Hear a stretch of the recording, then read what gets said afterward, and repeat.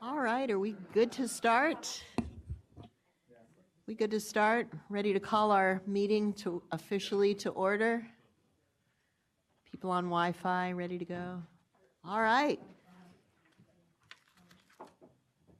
So let me officially call our CPAG meeting to order. Let me turn things over to Board Member Strauss. So I will call the board meeting, the joint board meeting to order as well. And Member Rucker will be joining us, so you'll have both myself and Member Rucker today. Thank you. All right. We have everybody stand for the flag salute. John, you want to lead us?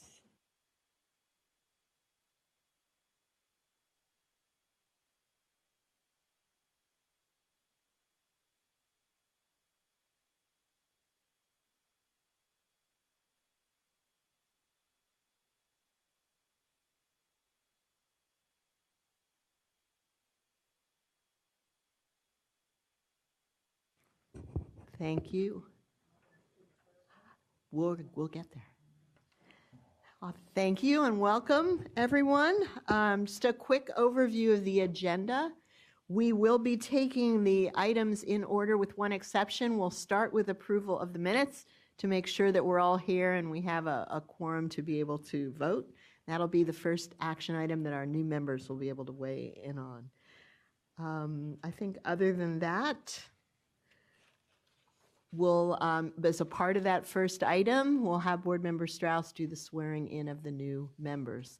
But before we move into that item, let me turn things over to Glenn for any announcements and a welcome. Well, thank you very much, Chair Skin, and on behalf of Superintendent Tom Torgerson, just wanted to again thank the California Practitioners Advisory Group for giving of your time and energy to be here this morning. I think we're going to have a really exciting day in front of us as usual. Also want to especially thank our new members and can't wait to swear them in, and know that Superintendent Torgerson is really grateful for the service that you're going to be providing to the California Practitioners Advisory Group. So Jesse and Nancy and Tarina, thank you so much for joining this group. And if you have any questions along the way, just feel free to reach out. You know, this is a great group and we're ready to help you. Just roll up your sleeves and dig right in. I did want to make a couple of comments, Chair Skin, if that's okay, on behalf of the superintendent as we go forward today. And I think probably for me and for the superintendent and for all of us who are here, yesterday's events in Florida were just another indicator of how critical the work that we're all doing together is. When one of our sons or daughters decides that it's something that he or she needs to do to arm themselves to the teeth and walk into one of our schools and engage in that kind of shooting, we know that it's just another reminder of the work that we have to do, whether it's the kind of school climate work that we're going to be talking about today or all the work that we need to be doing to make sure that each one of our kids is involved in our schools. And I also want to just do, on behalf of the superintendent, a special shout out to the extraordinary work of the educators on the scene in Florida who put themselves in harm's way to save their kids. And it's reminiscent of what we saw, what we've seen in California, even recently at Rancho Tehama Elementary School, where if not for the extraordinary work of a custodian serving as a decoy when a shooter was approaching the school and the staff and teachers getting their kids safely in the classrooms, we could have had some bad, even worse outcomes at that school site. So, Chair Erskine, with your indulgence, I'd like to ask for just a moment of silence as we send some healing thoughts and energy to our colleagues and the students and families in Florida.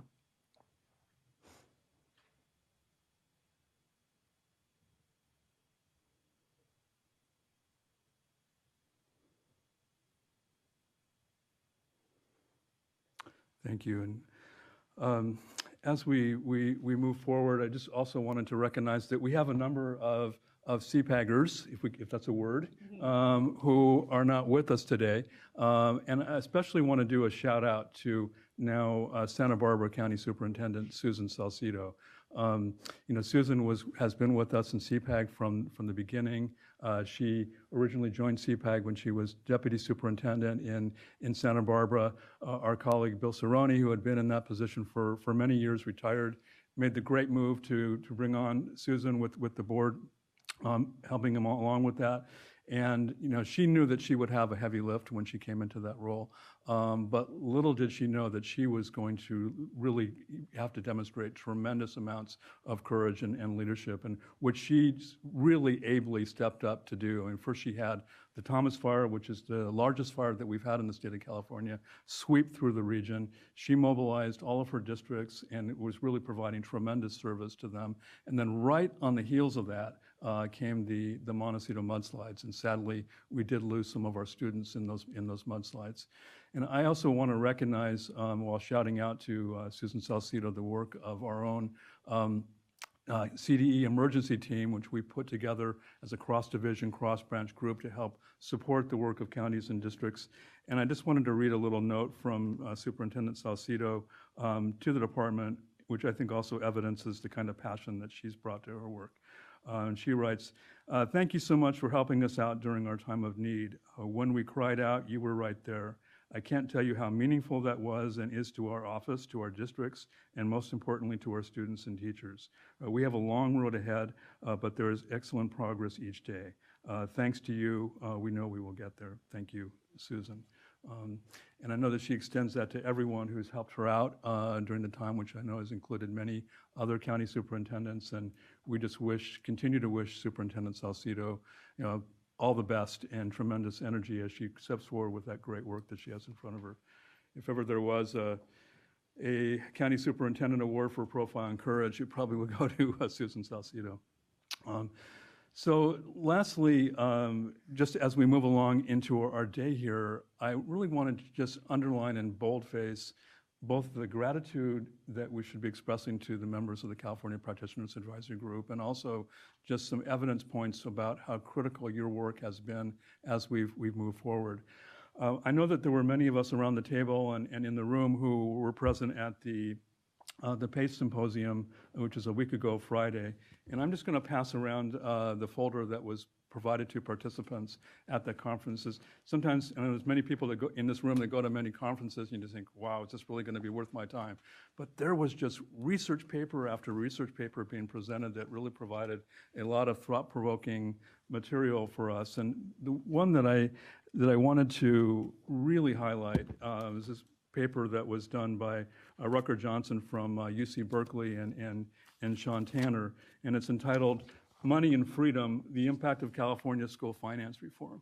And what's extraordinary about this research is that it starts to provide, and obviously we're early on in the implementation of local control funding formula, but it starts to provide some real evidence to what I think is common sense to the kinds of practitioners that are around this table, that the extra investment that local control funding formula has made as an equity investment in students who need that investment the most is working.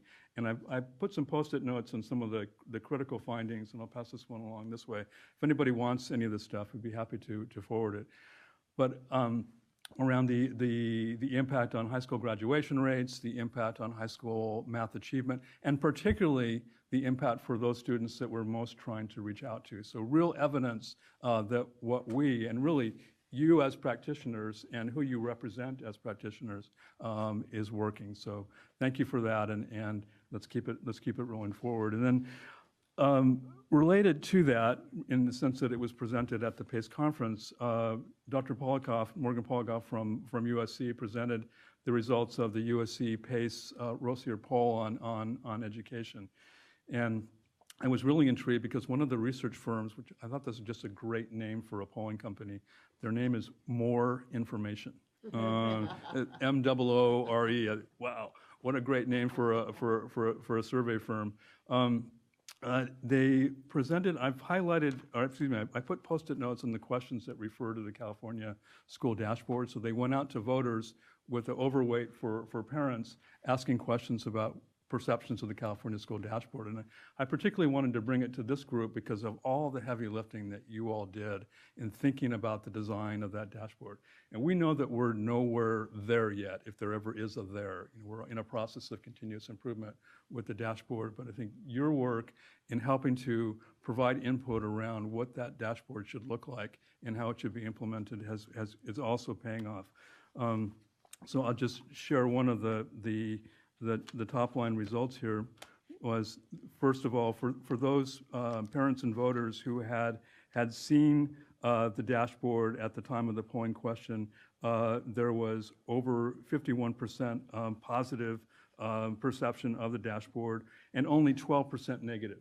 So a differential there of 39%. So then what the pollsters did, if folks hadn't seen the dashboard, they presented them with an image of the dashboard and then asked their perception. And when that happened, the results went up even further to 61% positive. So it's, again, there's been a lot of speculation about what perceptions are of the dashboard. A lot of thoughts, well, can you really provide parents and community members that much information? Will they be able to utilize it? And the reality is that people like it. They like having that level of information presented by the dashboard. And some hard evidence of that. Again, we're in a process of continuous improvement. We're grateful that the governor has included in his proposed budget some resource to do some further work with the dashboard. But some evidence that what's out there is perceived as being useful by parents. And mostly I just kind of bring that poll back as a big old thank you note to you guys, because that dashboard came back in an iterative way to you all, and there was plenty of input around that, and that's how we're going to continue to need to work in the future. And it's really inherent part of the California way as we make stakeholder engagement, both practitioners and others, an integral part of any continuous improvement process. So with that in mind, I know we've got a lot of great items on the agenda today, from school climate to Priority 7, to the Every Student Succeeds Act, to the identification of low-performing schools. So no shortage of challenges and critical items for us to work on, but some evidence that the work we have been doing is starting to make an impact. So thank you. Thank you, Glenn. So you're saying the work isn't done yet, I hear you saying. No, not yet. So with that in mind, CPAG members, just a reminder that we have meeting dates on the calendar for 2018. We'll be meeting 4 times through the year. I hope you have those dates on your calendars. April 26th is our next meeting day, followed by August 7th, and then October 4th. So, and it sounds like we still have plenty to do. So with that in mind, why don't we move on with our agenda, and we'll start with item 4. And item 4 will begin with the swearing in of the new members. So let me turn things over to Board Member Strauss.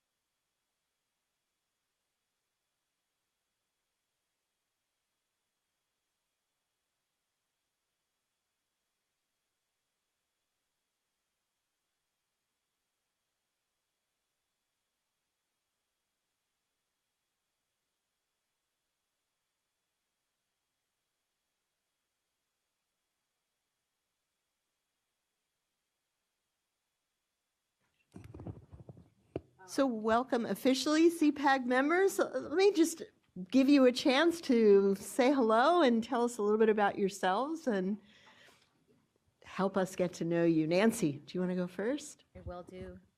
My honor. Thank you so much. Thank you, Chair Iskin. Thank you, everyone. Good morning, CPAG, and good morning, everyone. My name is Nancy Portillo. It is a pleasure and an honor to be here with you today. I represent the private schools. So I'm with the Archdiocese of Los Angeles. So the Archdiocese of Los Angeles, there are 76 LEAs that I specifically work with and collaborate with. I'm the Assistant Superintendent over federal and state programs and also academic excellence. I have the wonderful opportunity to support and serve about 80,000 children in this role and in this capacity. I've also spent about 20 years in the public and the charter schools. So it's just great just to be here and just to be a part of this collaborative group. So thank you so much. Thank you. Welcome. Tarina. Good morning, everyone. My name is Tarina Small. I work for Sciatech Charter School. I'm the charter school representative. I've been with Sciatech for 15 years. We serve students 16 to 24 years old that are at promise. We don't call them at risk. We deal with newcomers from Mexico, from Uganda, a lot of refugees, and we try to support their language and develop it in a short amount of time. We do have independent study schools across the California, but I work, and we also have schools on the Job Corps centers. So we support those students there, where we feed them and provide them all the wonderful things that they need. I am so excited to be a part of this group. I have so much to say. So hopefully, I do want to help make the change and make sure that we're helping everyone and level and provide equity for everyone that needs it. Thank you. Thank you. Welcome. Jesse. Hi, my name is Jesse Levin. I have to thank all of you for the work that you're doing, and it's a great honor to be, a part of this group. I am a principal research economist, but I prefer the title education economist. I work for the American Institutes for Research, where I've been doing work on education finance and educational effectiveness for about 15 years now, including studies here in California, other states, and directing national studies as well.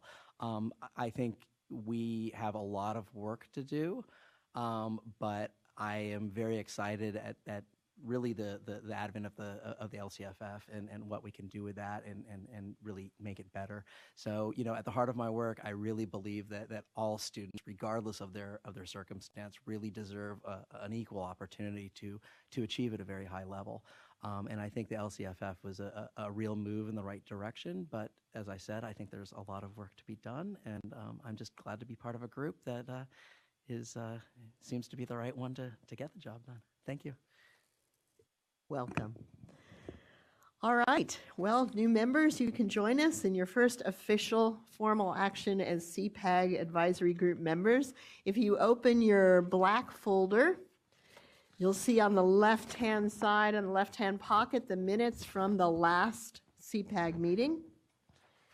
I'll give you a minute to take a look at those, and then I would hear a motion to approve the minutes.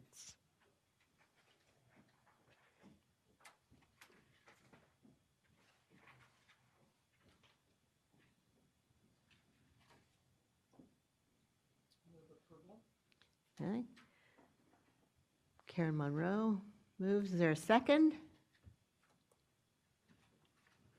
Second. Thanks, Ed. All right. Any discussion? Comment? All in favor? Just want to. Opposed? Abstentions? All right. Minutes are approved. So we're now ready to move on to our agenda and item 1 on school climate.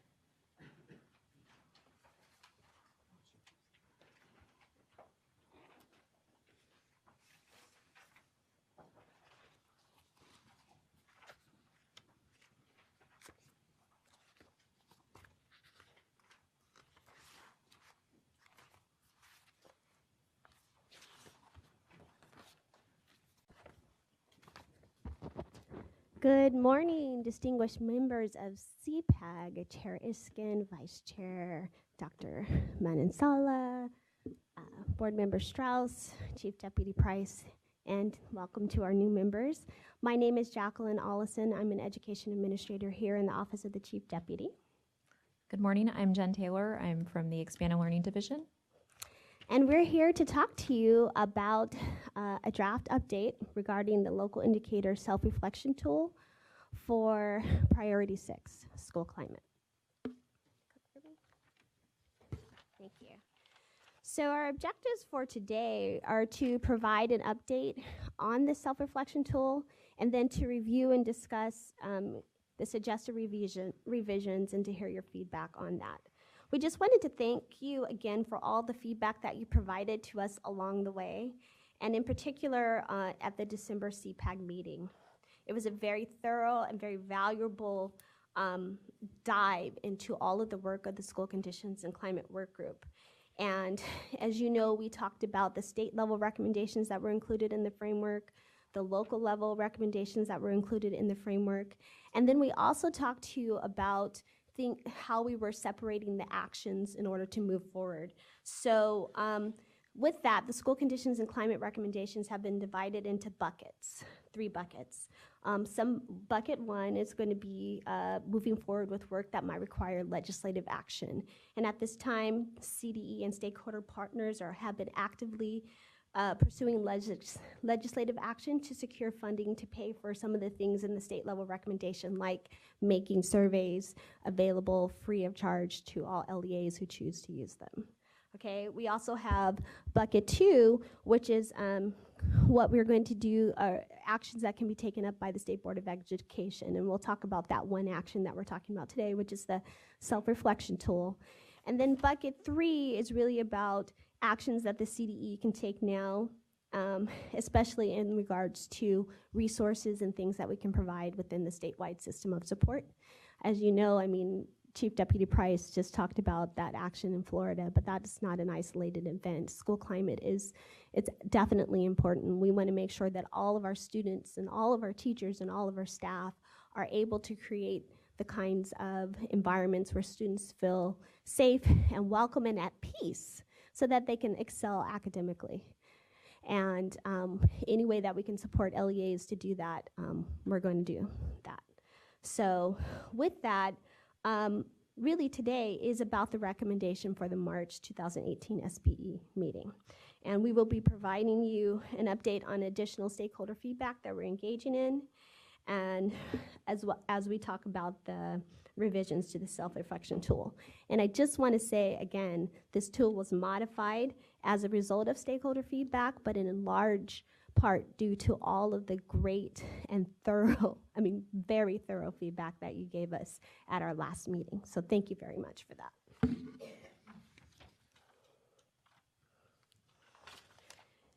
Just by way of kind of making sure that, you know, we have new members here, I just kind of want to ground us all in a lot of the work that's been happening. So the School Conditions and Climate Work Group began with state board direction to explore the development and inclusion of further school conditions and climate measures into the LCFF evaluation rubrics.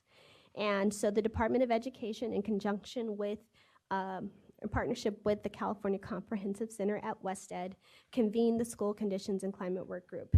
And that work group included a broad range of stakeholders, including practitioners, like teachers and administrators, researchers, parents, and advocates.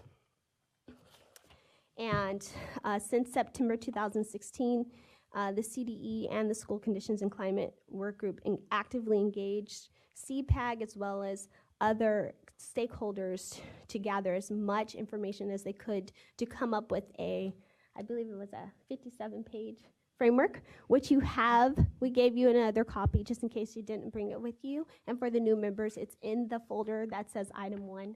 Jen's holding it up. We have that for you. The recommendation for framework diligently synthesizes and incorporates all of the feedback and the thinking of the work group. And it's broken up into state level recommendations, LEA level recommendations, and this was presented to the State Board of Education via an information memorandum in October 26, 2017. Then at the November 2017 SBE meeting, SBE members were presented with a summary report of the school conditions and climate work group work, including a synopsis of the framework and the recommendations. The presentation also included a discussion of 3 potential recommendations that we were mulling over bringing to the state board in March of 2018. And then at that meeting, there was a request to take that full recommendation back to you, back to the CPAG group. And that's what we did in December.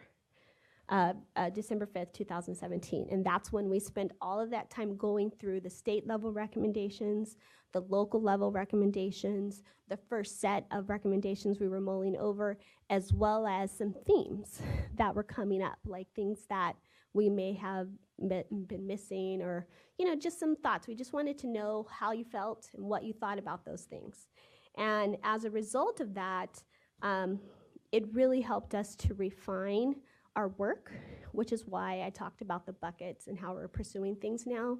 But we are going to be bringing forth at least one recommendation, and it's on the self-reflection tool, which we're going to get into now.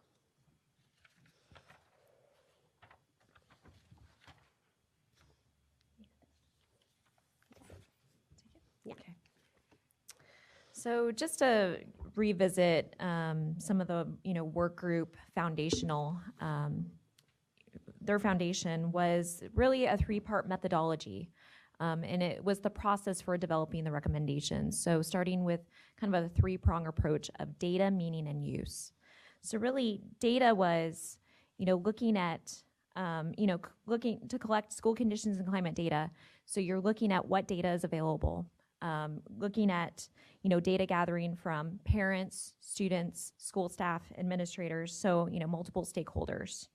The second one is meaning. So now that we have the data, what do we do with it? We have all this data, so deriving meaning from that data. Mm-hmm. What does it mean? Looking at also other sources of data, so maybe doing, focus groups, walkthroughs, so kind of doing more of a comprehensive look at the data. And then use is, okay, now that we've collected this data, we've kind of derived meaning, how do we use that to shape and change strategies, decisions, policies, and it's kind of a continuous improvement process that the work group used as the foundation.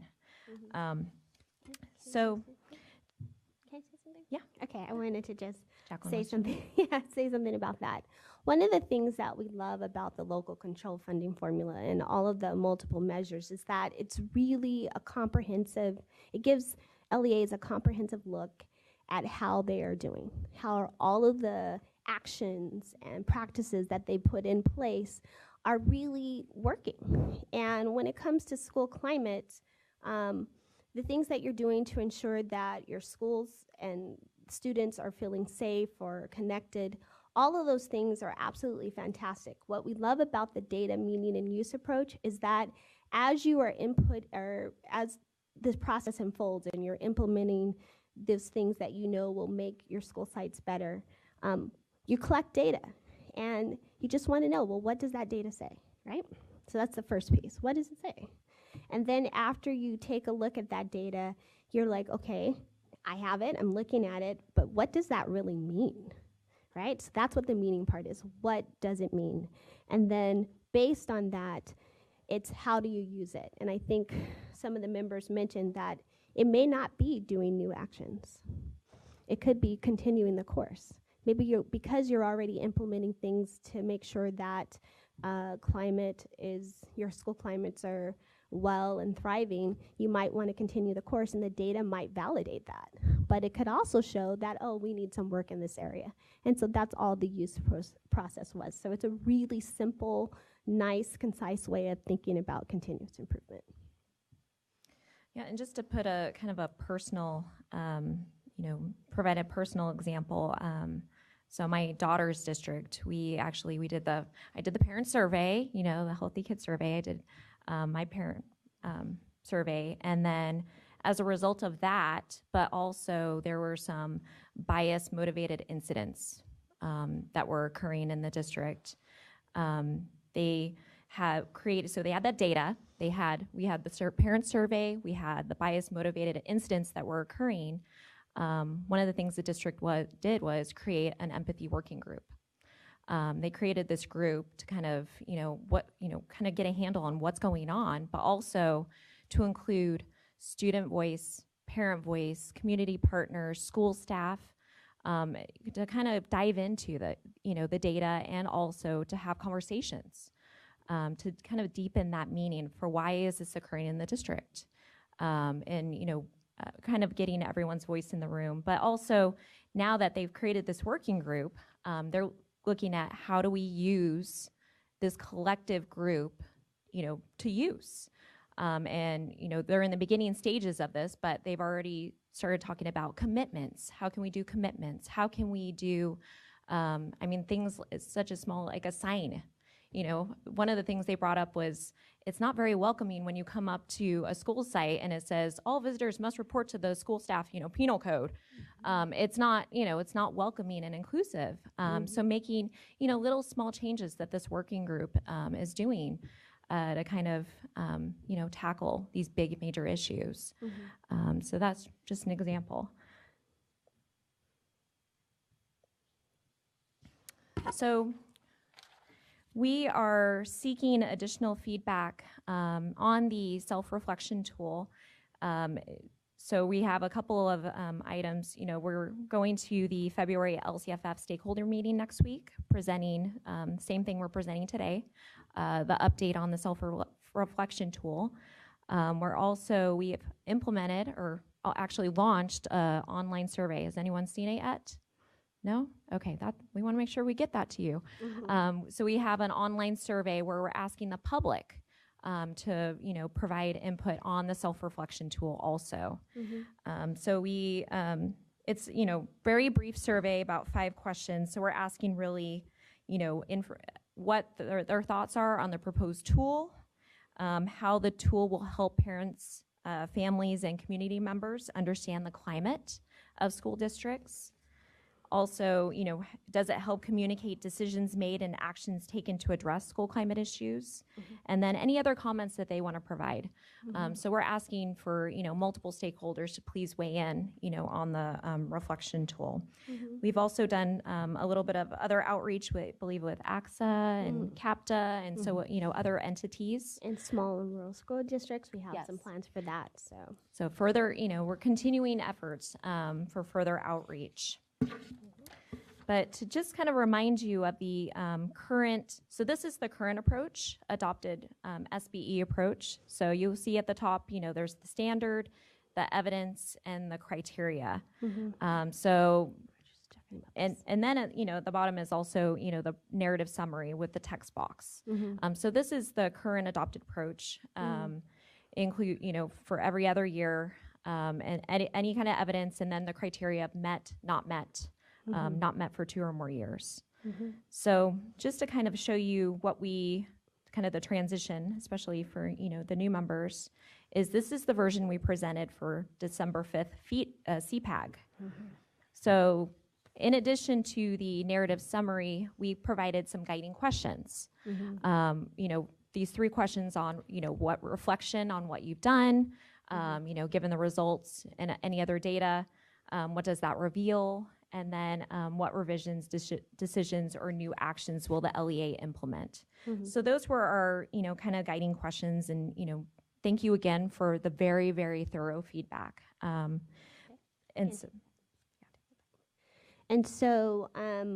just want to say that these guiding questions came out of recommendations from the work group. Just this idea around how can we support LEAs as they're thinking about their school climate. This came out of a lot of stakeholder engagement around questions around, okay, so we collect this data, but what do we do with it, right? And what does that mean? And I just want to note that it says guiding questions here. It's kind of if you could just take a step back and think, well, as I'm sitting there writing my narrative summary, how do I frame it in a way that is going to communicate to the public what exactly we understand, what data we collected, what we understand about that data, and how we're using it. And so that's what these guiding questions were about. And as a result of that, the feedback that you gave us, this is the updated version, okay? And we want to thank you again for the thoughtful and helpful feedback. We noted that overall, the 3 guiding questions were well liked, and the data meaning and use was cited as a simple way to describe an LEA's continuous improvement effort.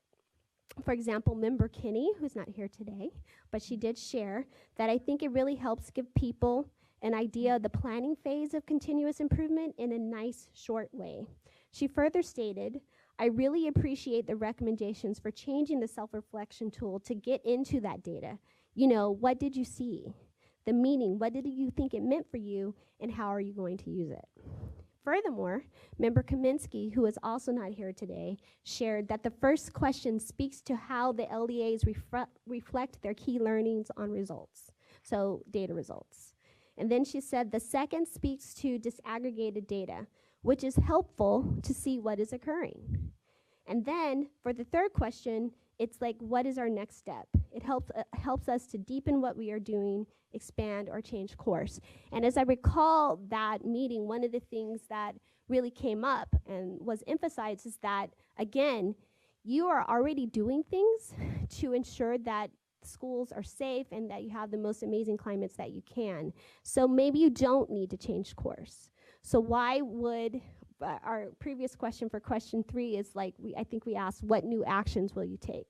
Well, the new questions here says, what revisions, decisions, or actions has or will the LEA implement in response to the results? So if you've already implemented something that's working, you don't need to change it. So we updated the question to reflect that feedback. And given the fact that data meaning and use was emphasized over and over again, not only for school climate, but for all the self-reflection tools, you all kept saying, you remember that blue sheet? I remember you all saying that. We added data meaning and use to coincide with the questions there. And then I also wanted to say that some of the other things that came out of the feedback was that there were additional suggestions to expand the questions to address barriers. Right? What are your challenges? What are your barriers? So we've kind of updated those questions to include that, and which is why the tool looks like it does now. I do want to say that we have a note here that says this draft version is essentially the same as the current SBE adopted self-reflection tool, with the exception of the guiding questions based on data meaning and use. And there is a section here where we talk about disaggregated results. I want to point out that we say, if applicable, right? For small and rural schools, you may have such a small population that you cannot disaggregate results, and that's absolutely fine. You may also choose a survey, because you can choose any survey that you want that doesn't come with disaggregated results, and if it doesn't, then you don't have to do that part, but you can still talk about what the data you collected means to you. So I just wanted to emphasize that for the meaning and for the please note section. So the tool is a little more structured as far as the guidance. It doesn't, it's not taking away the flexibility that, LEAs have to communicate in their narrative. It's more of a deeper reflection and providing a little bit more guidance. And so with that, in your folder, if you will pull out the gold paper and the blue paper. Yes, thank you, Chief Price. And you hold it up so everyone sees. Yes, this is what we're going to be looking at. Okay, in a moment, I want to say that the blue paper is the exact language of the update based on all the feedback that we received. The second one is the discussion questions for today, okay? So we want you to answer these questions. Jen shared them with you earlier. So you're going to answer questions 1 through 3. And then for question 4, we want you to really think about and share your thoughts on how well we have incorporated previous CPAG feedback in this draft update, okay? And then we want to know, are there any more refinements? Or is there anything further that we need to do? Like, for example, one thing I will point out, someone said, well, you have challenges and barriers. Maybe you could just use one word versus the other, stuff like that. So we want you to mark up the blue paper, and we also want you to fill in the gold because it's going to help us present all of this information and collect it into our upcoming February memo. So in order to do this, I'm going to ask, let's see. Well, you can pair up or you can sit in triads, but you're welcome to stay at the dais, and we're going to give you some time to discuss with your partners around this information.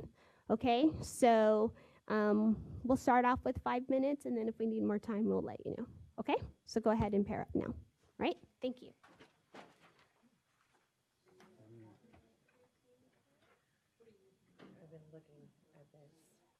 In the interest of time, because we do have, this is a two-part item, we are going to focus on question 4 right now and ask you to share out on that, and then we will collect the yellow forms from you. So if you can just take a moment to fill those out as well. But maybe a representative from your pairs or your triads, could you share your thoughts on how well we've incorporated your previous CPAG feedback? Are there any more refinements? You like it? What are you thinking? So let's start with Mariana, our member. Thank you. So Nancy and I were looking at the questions, the data, meaning, and use, and we didn't focus on that actually. So when we were looking at these questions, we kind of broke it down. So the first question was asking us about how it helps school districts. The second question was how does it help parents, families, and communities, and then how does it communicate decisions? And we were focused on the second question, and we felt that while adding these questions does help the school districts, that it might not necessarily help the parents understand the information that's actually written in that box. So we were discussing maybe adding a question, and I know that you weren't seeking feedback on the actual description part, the paragraph part up at the top, but before it says, please use the following guiding questions, that you could include a reminder for the writer to write in a parent-friendly language that makes it easy to disseminate to all of the various stakeholders. Because I think whoever's writing it might think they're writing just for the state, but it needs to be easily communicated to the parents. Okay. Did I get it? Yeah. If I can add to that, am I on? If I can add to that, I think we also talked about making sure that the districts disseminate all the information to the parents and not just what they want to disseminate to the parents, to make it fair for everyone to understand and have something to be able to do with the information in a fair way. So I just want to make sure I'm understanding. So the questions are good, but as the person who is sitting down to write the narrative, to make sure that the way that they are communicating it is communicated in a way that's accessible to whoever's going to read it. Okay, and then when you said disseminating information, are you talking about question 2 on the blue page where we said, if you could disaggregate or provide a link to the information to make sure you do that? Is that what you're talking about? I think we were just talking about making it fair for everyone to understand and making it so that everybody gets all the information that's necessary to make these implementations. Okay. Yeah, we talked about making it parent-friendly, community-friendly, but more important, I'm just really concerned that everybody gets the right information and that things are not just hidden. So you're looking for a level of transparency. Yeah, definitely. Okay. Okay. Thank you. How about we go over to Ms. Kinney, or Member Kinney, and Ms. Member Monroe? I guess first I want to say thank you for bringing this item back. I feel like we've had an opportunity to talk about the work of the Climate and Conditions Working Group a number of times, and the final report last time. And thank you for taking our feedback into consideration. I think we talked about that this tool is a good step forward.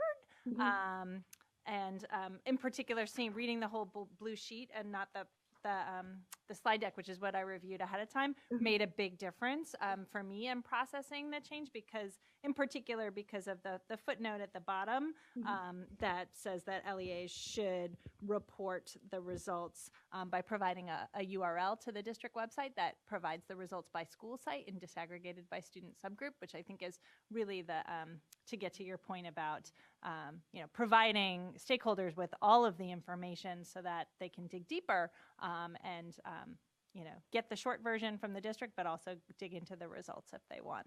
So I think that's a really key recommendation that I would actually lift up into the text if that's possible. But in general, I think it's a really helpful tool. And we talked about then the need to support districts with the resources to do all that, and that being a big piece of to digest the results, to provide them with the link to the school level survey results, and that's connected to some of the other recommendations that I think we talked about last time around having a small number of survey tools that people could choose amongst, but that are state supported. Okay. And so just so I want to summarize and make sure I'm hearing this correctly. As you looked at the blue sheet, you appreciated that the footnote talked about providing a link. And if possible, can you lift that up into the actual text of the question language? But that also, not to forget that as districts are implementing this, that they're going to need support and resources to help with data disaggregation or even understanding what the data means. So kind of making sure that's part of that.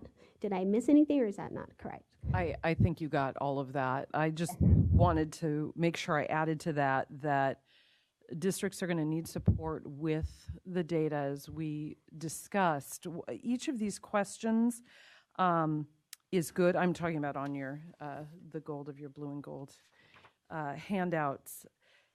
And it depends on the writer, right? It depends on what is being put in these boxes and how these comments are being addressed. So, for example, as we've discussed before, there are a range of, some districts, some people who are putting things in this box, either because of time or training, will just put in, this is what we saw, here it is, and perhaps be less reflective. What I would want to say, and I think the tool is a good one, and I also wanted to compliment you on taking us through the steps of where we've been, because I often struggle when I sit here to remember what it was that we did and what our input was. So that was really helpful for me to get back to that place. But as a person, and along with my colleagues at the county and district superintendents, providing that opportunity to train, so exemplars of what good feedback looks like, and giving an opportunity to actually provide some training and support for districts. This is new, and particularly small districts are really stressed to be able to, though they may want to have deep reflective responses in these. Thank you very much.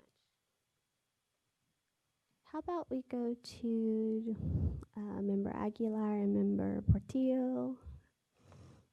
Any thoughts?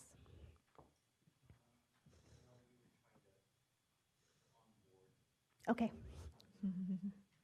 Okay. All right. Member Huntley and Member Petruzzi? One thing that we were looking at really was something that Tara or Ms. Kennedy brought up at the end was the tools. And just having a limited number of tools, but making sure that whatever the tools are, that that they're all reporting out the same thing across the board. But one thing that was really brought up that was relevant was, what about the smaller districts? Is there also a tool that smaller districts or smaller school sites would be able to use to report the same data for the same amount of relevancy? I mean, I think echoing that, it's incredibly important that there's a context for it, and so that's why I think suggesting, at least I wasn't here for the last discussion, so I don't know.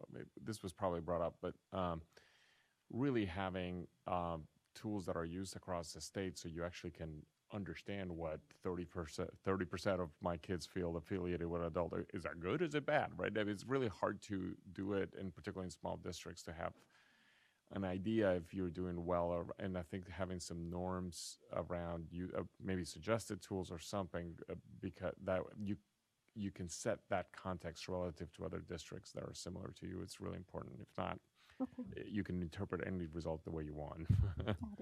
So what I'm hearing is, in addition to this tool providing some guidance on how not only how providing guidance and exemplars on what a narrative looks like, but if depending upon the size of your LEA, how could you reflect that in your tool? Like just some assistance in like how you would implement it.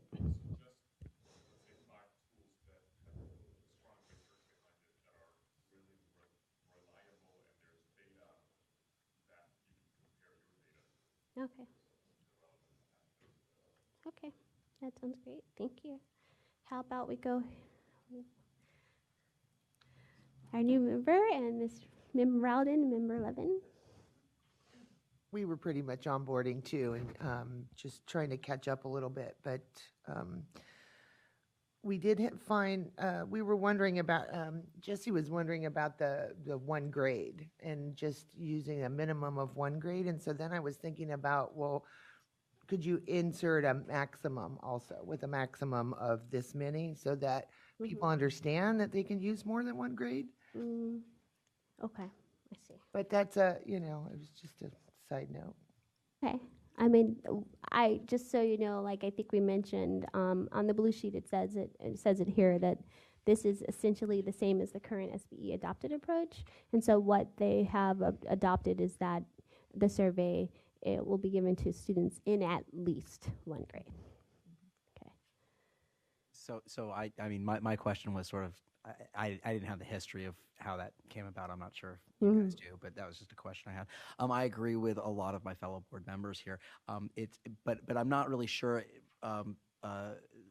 if it's limited to what Board Member Petruzzi said, where it's just small districts. I mean, I think it's really a matter of capacity, and that there are some LEAs with higher capacity and some with lower capacity to do this, and the latter might just come to this and say, I don't really know where to start. So there definitely has to be some sort of support, whether it's technical assistance or tools that are in place.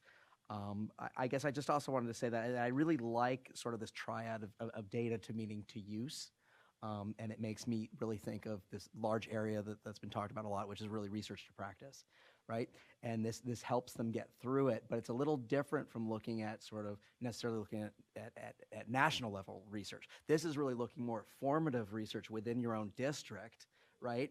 And so the generalizability of that is limited, but the usefulness to the district itself is much stronger than, say, just pulling off some maybe branded intervention or action from the research literature. So I really did like that. I think I have some notes in between the meaning and the use. And I know it's not, I'm getting a little off topic here, but in between the meaning and the use, I think it's really, really important for districts to reflect on, okay, what types of actions and interventions are best going to suit my needs, right? Or our students' needs. And that is sort of a point where I think assistance could be leveraged most beneficially. So that's all I had to say. So thanks for listening. Well, thank you. And let's go to Member Iskin, and I believe you were working with Member Manasala and Mr. Price. So maybe just first, just to clarify, the issues that have been raised around the table so far, that issue of identification of surveys and technical support on selection and interpretation of results, those are part of the legislative recommendations, correct? That is correct. And Member Price? Yeah, maybe just to comment on that, on Chair Iskin, and to go back to earlier part of the presentation. So you remember that there were kind of three big buckets of actions that are going forward, of which this is just one. So there currently are stakeholders working in partnership with the California Department of Education on actions with the California State Legislature, with the hope for outcome that's been brought forward here that California will be able to provide vetted, valid, and reliable surveys free of charge to districts in the state of California. The work group really felt like that was an equity issue, from an equity perspective, districts in the state of California needed to have access to that kind of resource. We can't predetermine the outcome of that. That is going to be determined on actions of the legislature and the governor going forward. But that work is happening. I want to assure you that work is happening, and that work is really outside of the purview of the State Board of Education. In the other area, we felt that there are some things that we can start doing now within the statewide system of support to start working on this heavy lift around capacity building, which we all recognize is something that's just, it's an inherent part of our work under local control funding formula, and that's where the rubber's going to hit the road and whether we're going to succeed or fail in every area of local control funding formula is how we build that capacity to do this work. And then lastly, so the action that's being brought to the State Board in March is the adoption of this modification of the self-reflection tool, which we feel is a step forward in terms of moving us to greater thinking about this continuous improvement cycle and providing some support to districts around how we can begin to thinking about this work in a slightly deeper way than what's provided now in the dashboard. So with that, are there any other? Okay, Member Small, and then we'll go back to Member Portillo. Okay, so almost piggybacking off of what everyone said, I know you said something about challenge and barriers, how some people said that was the same. And me and Mr. Price were saying those are different, especially like strength and growth. Strength means something that you're good at. Growth is something that you gain or whatever. And challenges and barriers, it's a challenge and a barrier, two different things in the aspects. But we also were saying examples of wording would be, but not something to copy and paste, because I know you guys were saying like examples, but or have examples of someone that's doing really well so that someone could, oh, okay, that's what that means. But examples of that. And like I said, maybe just a definition of terms, because challenges and barriers are two different things to me, just like growth and strength, which someone might think that's redundant, but I don't think that they are. Thank you, those were very helpful. Member Portillo? Just a few thoughts with my onboarding as well. I know we had a little bit of conversation about number one, the question around data. So I guess I'm looking at it with an approach of what is the purpose of this reflection tool? Is it to provide true reflection, to identify next steps? If so, number one, I'm kind of struggling a little bit with the broadness of the question, because I go from broad to specific. So is it reflect on the key learnings from the survey results and share what the LEA learned? And then we had some conversation, well, who's filling out this reflection? Is it a large district? Is it a small district? Is it one per, is it a department? And then whose input is it?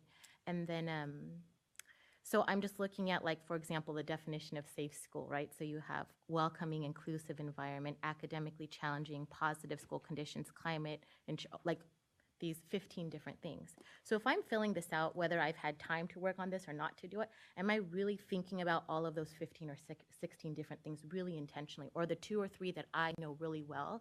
So at the very end, at number 3, for my next steps, is it going to be something that I feel like I've already identified, or should there be language of intentional, mentioning the 15 to be like a thought marker, if that makes sense? So that way I know my next steps are ensure people in the community, because that's something our district right now doesn't think about. So to be intentional. And I know that adds more work, because then you have 15 boxes that someone has to fill out.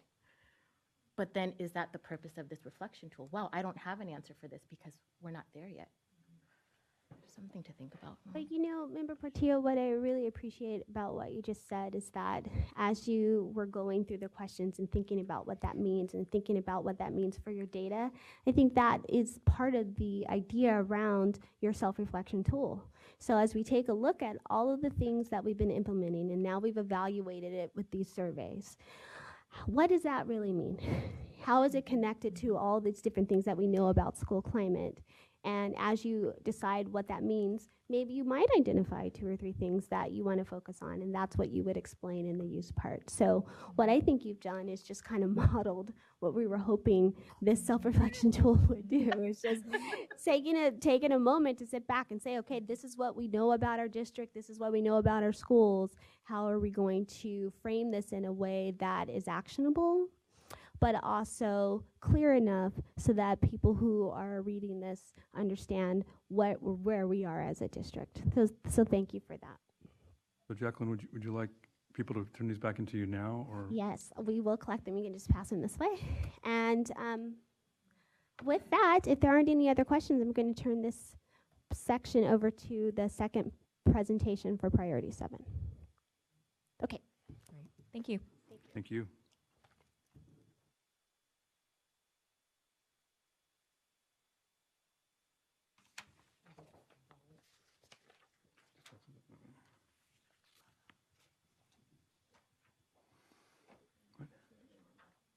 Hi, good morning.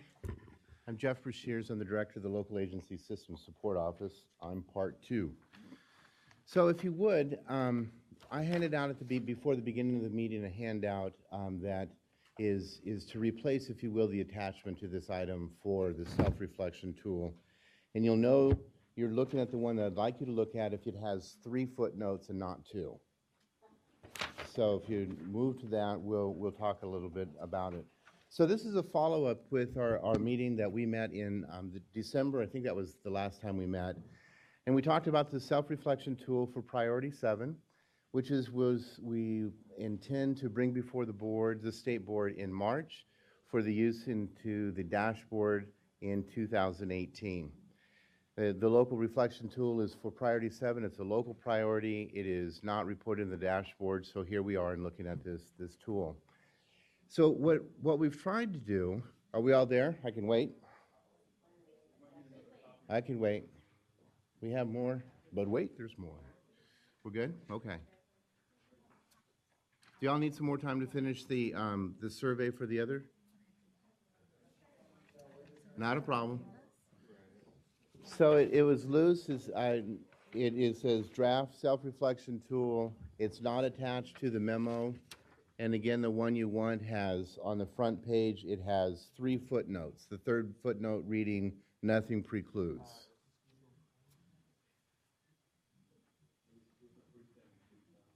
Right.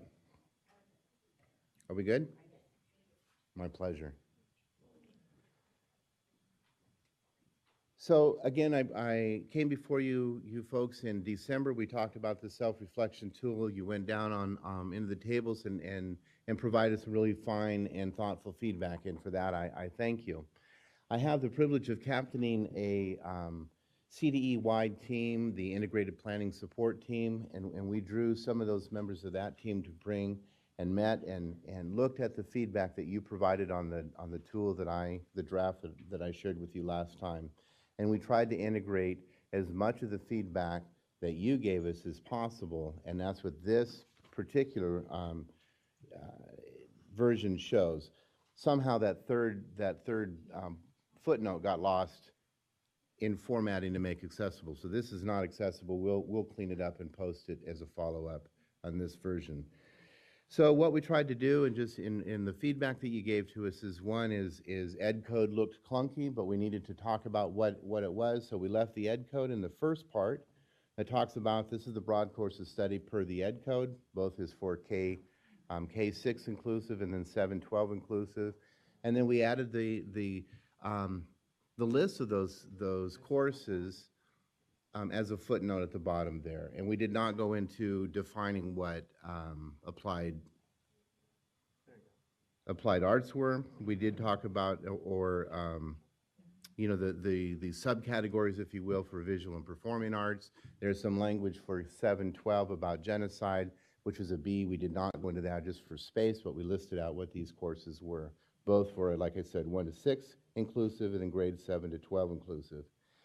And then one of the third footnote, I welcome, and we'll give you time to work together, again, probably in dyads, unless you want to go to a table. I'll defer to your preference, but probably just work in pairs as we did previously.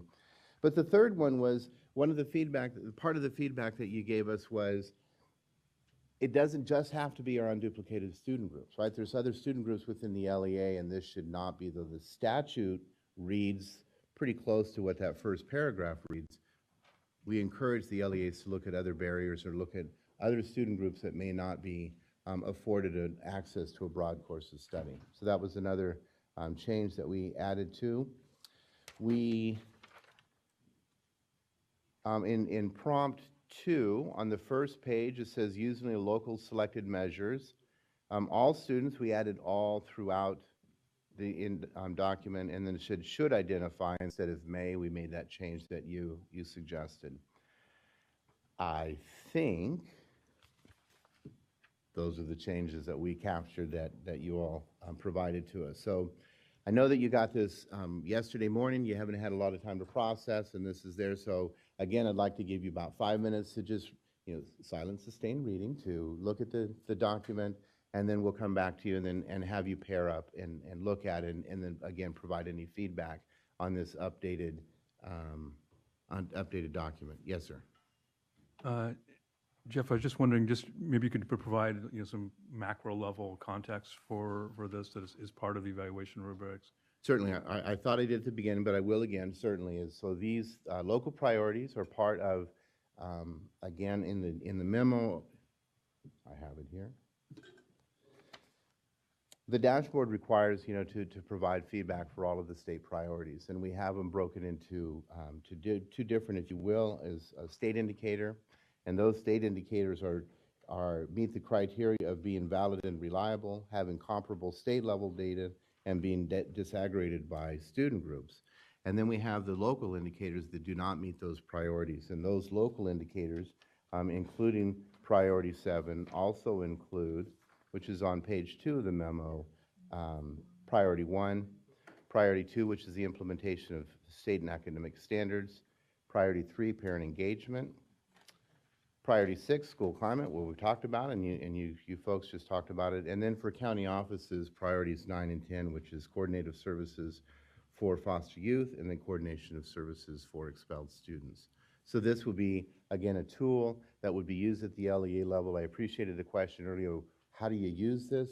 Really, the intent is as you collect this data at an LEA level and you bring it before your governing board, it should be a conversation. Where are our strengths and weaknesses? One of the prompts that we had, that was another ad. I'll come back to that in a second. But it's a conversation of where do we need to go? Where are we? Where do we need to go? And then how will we integrate this into our LCAP and moving forward to provide goals, modify goals, or modify or provide new actions or services to meet the needs identified in this self-reflection tool. One other change that we made to this, I reminded myself as I was talking, is that we borrowed from some of the prompts of priority 6 and integrated that and tried to do that. Was part of the feedback that you all provided in December, is you liked some of those prompts in the self-reflection tool for priority 6. So last time we had 3 prompts, we now have 4, and I hope that those, again, meet kind of your needs with that. So at your leisure, read to yourself and then turn to your partners, and I'll go with when the din becomes a little bit quiet, I'll figure finished and we'll come back and talk. So thank you, appreciate it.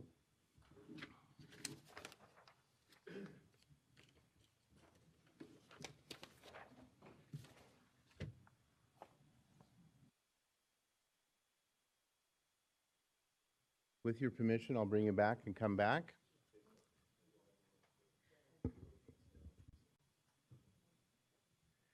And then without calling on each group, I'll just ask I'll defer to the chair and any feedback that y'all want to give me, I'd love to hear it.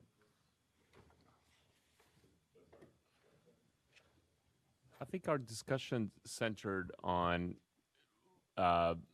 what is the appropriate expectation setting for schools that are particularly smaller schools, and I'm mostly thinking secondary, when there's a limit on how many teachers and courses you can offer in a small school setting because you just don't have the budget.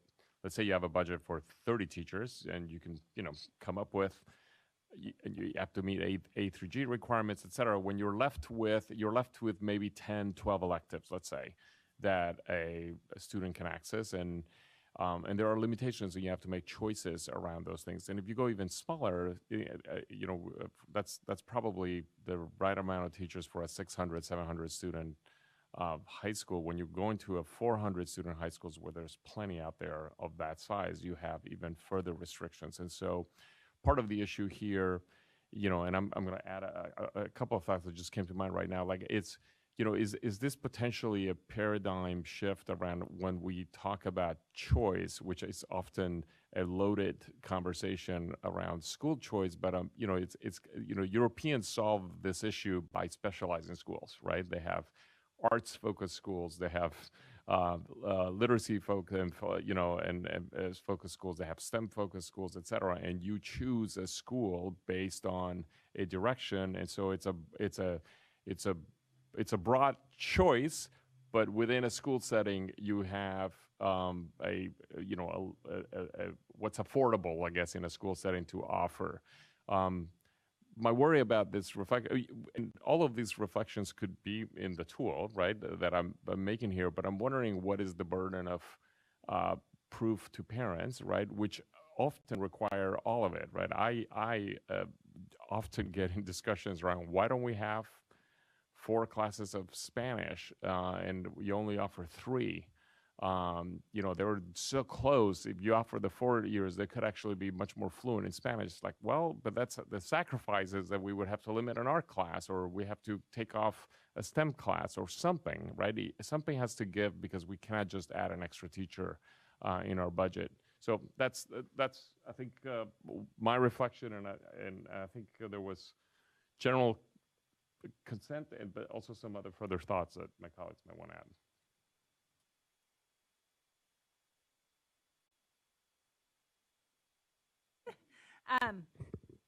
I guess I had a couple of questions just about how this operates. So, with this tool appears on the dashboard. It's Right. what people fill out on the dashboard, and where it says, "Given the disaggregated results of the tool or locally selected measures," am I correct that then each LEA would develop its own tool or locally selected measures, and that tool would have to be able to be disaggregated in some way? So just in general, this is not where as this tool is developed, it's trying to find a balance of being prescriptive from the state and allowing it a local flexibility at the local level. So the first prompt is identify the locally selected measure or tool. So it is the locally selected, how are you going to do it? And it would stem to the conversation that you would have at the local level. This again is to serve as a catalyst, as a discussion, because it's presented to the board, it's presented in a public meeting to have that conversation of why 3 and not 4, and what classes are being offered. And the disaggregated was a pull, and certainly was a pull from the prompt that that I pulled from the other instrument, that certainly can be wordsmith. So it's not the expectation, it's not being prescriptive of what it is, but as you look at what you have, the gist of the question is, looking at what you have, looking at what you've collected and what you do, have you identified any barriers? Have you identified anything that needs to be corrected that's preventing the access of the course offerings that you have, 3 or 4 Spanish classes? Do you have barriers that all students are not being afforded that opportunity to take the broad course of study? So is the disaggregation mandated prescriptive? It is not, and it may be that word needs to be wordsmith, better, but that's does that answer your question? That is helpful. I think as a parent, I guess the information that I want access to is what's the course access at my child's school. And in a large urban district like the one I'm in, this district level tool isn't going to give me that information or be actionable, or I don't know. That some school in the district offers X, Y, or Z course isn't really meaningful to the opportunities to my child or the other children who attend our school. And so I'm thinking like an elementary school that's going deep on literacy and math instruction because their scores are low and that's what the tests are, and forgetting about science and social studies. Like, that would be a real concern to me. Will this tool capture that equity issue? And I guess so. Those are some of the questions. Right. So the second prompt, and I appreciate that. I mean, it would be hard to say every school and break this down to school level data. The second prompt says, should identify differences across school sites. And again, this is a catalyst as part of the LCAP process, which includes that stakeholder engagement. So hopefully that you would be then at that stakeholder process and asking that question, what about? And this would, I hope, again, to be a catalyst for that discussion. Thank you. I just wanted to offer that in the spirit of continuous improvement, I'd like to see how we could tie these questions to a metric that we do have access to data for. So if we take the college and career readiness metric, for example, that one would use the questions to understand the problem better, understand the system that our LEAs have designed, where access and the quality of the courses that our students are taking may be the reason why you're producing the data that's in the college and readiness metric for your LEA. And that the questions that you're answering are getting at better understanding, for example, at which point in the course of study are certain students dropping out, not of school, but dropping their on-trackness, if you will, to reach college and career readiness standards. Is it in grade 6, where a certain population of students are less likely to be on track to reach 9th grade readiness, for example?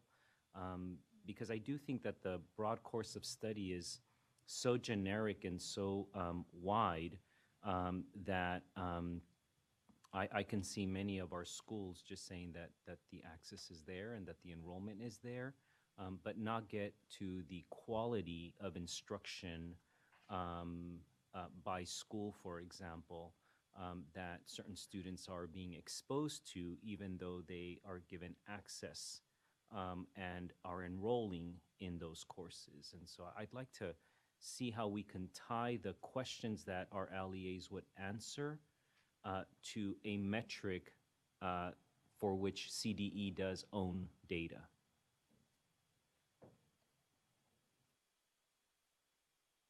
So I'm looking at this from a high school perspective. I work at a high school that has an extremely broad course of study where we have classes all over the place. I mean, we have so many different classes, especially in our science department. But the big issue I have is how do you measure access? Because we're at a school like ours where there's no room for movement for students at that point, and there's really not a lot of room, like physical room, because all the classrooms are full and we don't have enough teachers. Is that access, or is there a way to be able to measure that as part of it? But I guess my big question is specifically, what do we mean by access overall? I would like to add, if possible. We did have that wonderful conversation about perhaps defining access. Is it something that your school offers? Is it something that specific students that meet specific measures are able to enroll in? And I'm even thinking, like, at the elementary school level, is it, my scores are at this level, so I am now taking 2 English classes or 2 math classes, so I don't have access because of whatever reason. And then I guess I just had like a clarifying question. So priority 7 is access to a broad course of study. It's specifically, this reflection tool is for access, not access and enrollment. That it's access enrolled in. Okay. And R. So so like the 1 and 2, they said and R, and then maybe adding, I don't know if that's something to number 3, just to have the continuous language of using access and or enrollment just throughout, so you don't keep them like separate. Thank you. Other comments, questions? First, I wanted to make a comment. Marco, you had mentioned smaller schools being limited or having certain, like a STEM focused school or a VAPA focused school, yeah, for secondary. And I just want to caution that just because you have a focused school doesn't mean that the kids at the other schools don't have access to those subjects. So just be like, oh, you want, since the VAPA person here, if you want VAPA, go over there, you still have to offer it as part of, according to the education code. So I just wanted to put that out there. But my comment for this the tool, Nancy and I were talking about questions 3 and 4 didn't really seem to flow. Question 3 simply asks to identify the barriers.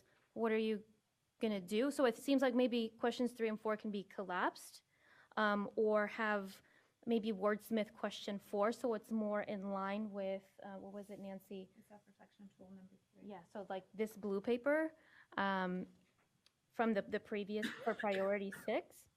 So it starts the same. What revisions, decisions, or this one says new actions, or this one just says actions. So maybe making sure that those questions are cohesive along the different priorities. But it says, the blue one says, in response to your results. So how will you use it? And the one that we're looking at for priority 7 just says to ensure access. So if the previous question says identify barriers, so it's like in response to these barriers or in response to the differences, something that you mentioned in 2. So just making sure that all of the questions are cohesive and similar in the language. And I would say even within this this tool, but this tool and that tool, that the language is consistent. Does that make sense? Yes. Thank you. Thank you.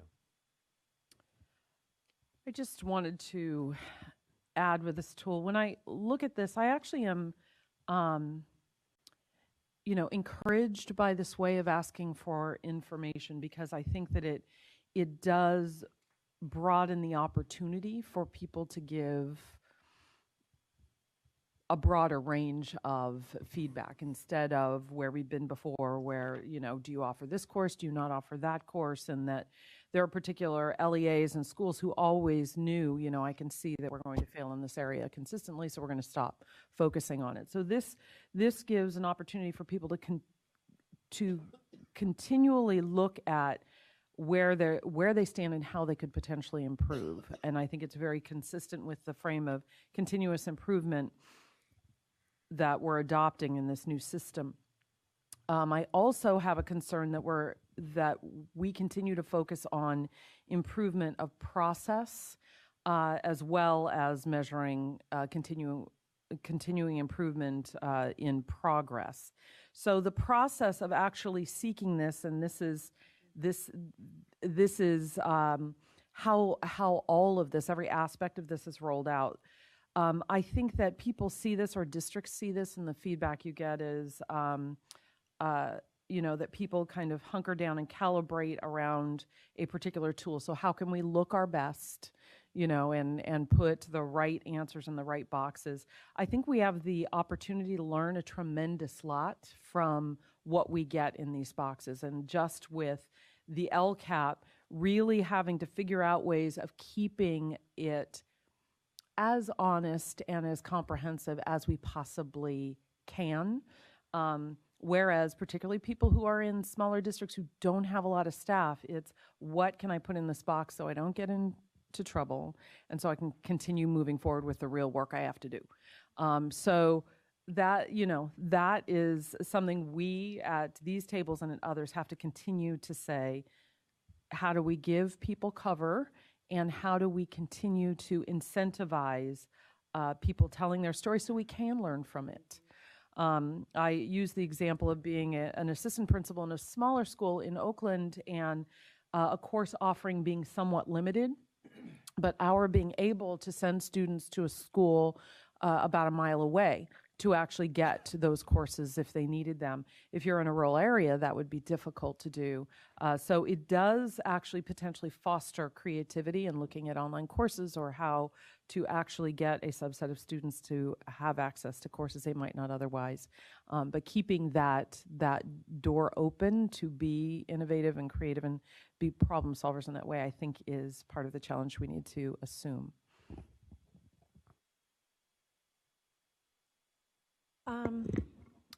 So it says access to a broad course of study, and I'm just going to give you from my perspective on what I see.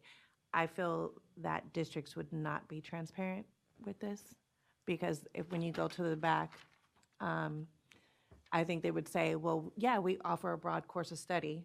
We can offer it. But then when you say and enrolled in, every student is not going to be enrolled in every single one of those classes. For example, Algebra 1 is a state requirement, right? Students are supposed to do 2 years. I see transcripts students have done 4 years. Have they had access to a broad course? They did, but because the school was so focused on that student getting that C grade, Johnny does not have a broad course of study because he's taking that same class over and over and over again because college is, but that might not be his pathway. And so schools are not going to share. We had 400 students take Algebra 1 4 times. They had access, but they didn't meet that requirement, even though it's not the state requirement, because most districts right now are adopting the A through G, which is dropping off, and I don't think that they would give that feedback. I don't know. That's just what I see, and I just don't think that they would be transparent enough to share that, because I think they could offer a broad course of study, but those students are not going to have access because they're so stuck in that, oh, we got to meet that A through G. And so John does not get to go through, he might do well in geometry, but then he's still stuck in Algebra 1 because they're looking for that C grade. And I don't think that they would be, I just don't think they would be transparent and share that and figure out how to get out of that, because they're so afraid to say, oh, they just met that state requirement and let's move him on and give him that access.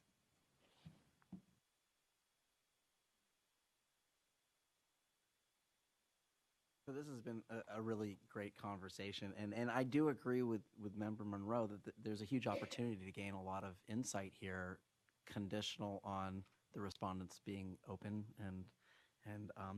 but I came with a bit of a different takeaway, though, because what I'm really scared about is that they're going to read, footnotes 1 and 2 and feel like this is just going to turn into an auditing exercise, right? And I think then we'd really miss the opportunity to get rich information as to, how are you integrating different subject matter in perhaps difficult situations where you don't have the capacity to do so, right? So that's one concern that I have here. The other thing is on item 2, some of the wording says, and may describe progress over time. And I'm not really sure if this means past progress or if we can also include verbiage in there that says, may describe progress or planned progress over time. In other words, is there a plan to get there? I'm not sure if this is if that's their purpose here, and that would give them more of an out to be forthcoming that they're not there yet, but here's our plan, right? How to do that.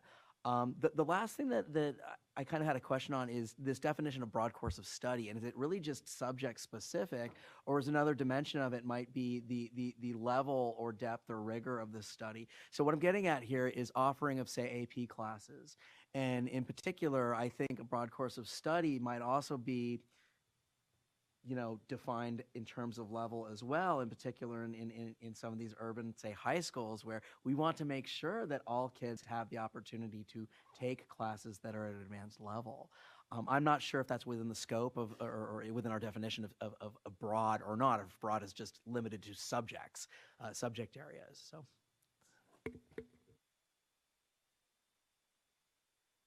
So I'm wondering, as I think about continuous improvement, in an ideal world, we'd have an environment where school organizations could be very honest about all of the things that people are describing here, and even if one small step were taken to come closer to the access to a broad course of study, that would be the purpose, right, of continuous improvement. But I'm wondering if what I'm hearing is possibly a need for some technical assistance on this priority, both in a way to measure and gather information, and in a way to report and use information that it's possible that school districts may not have the knowledge or capacity to be able to do that, and how to report. When I see disaggregated, I guess I read that thinking it certainly could be disaggregated by school, but also by subgroup. And so possibly the need for technical support on this priority as well might be something to consider.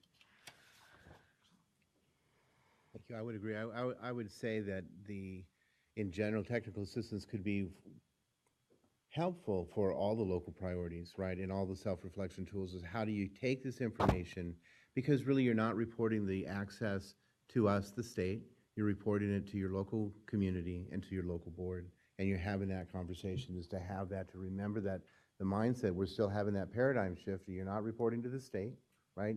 You are having a local accountability, and then to keep having that message out there to say this tool is a conversation at the local level to talk about why are we having somebody take algebra for 4 times?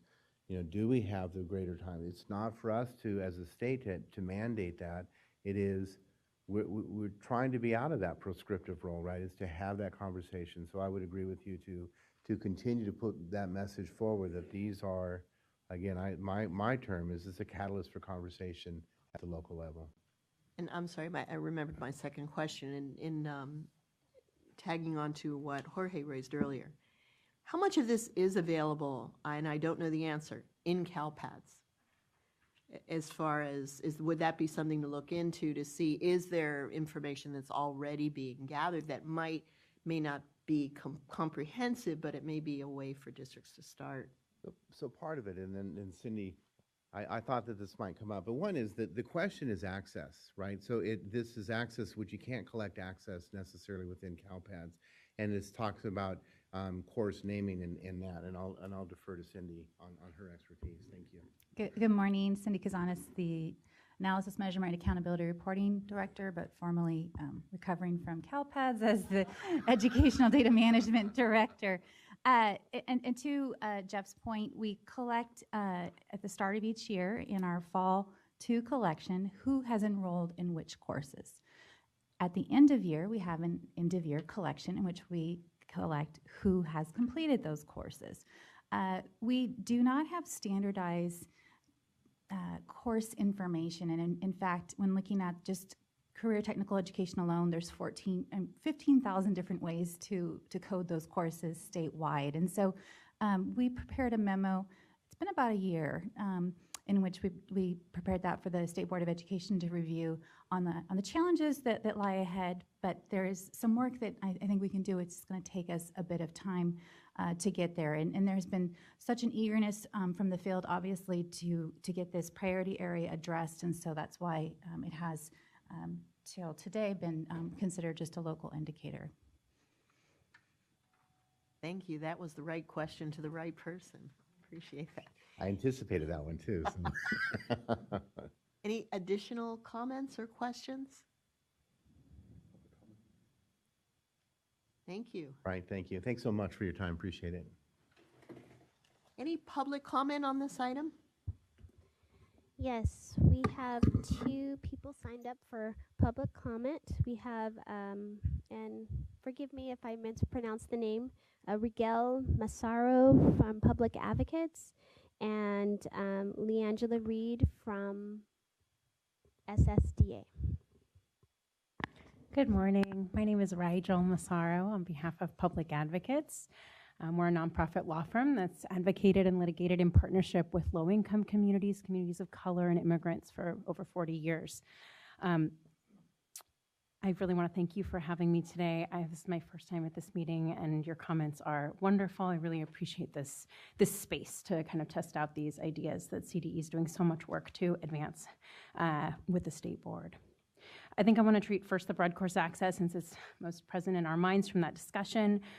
We, in partnership with the LCFF Equity Coalition, are looking for a really robust and equitable inquiry around broad course access. Really appreciated Director Kazanis' comments about CalPads, and wonder, is there a starting point with using CalPads information? CTE is sort of notoriously known as one of the most complicated kind of classroom and credentialing areas, and there are other areas that probably would be easier to begin with.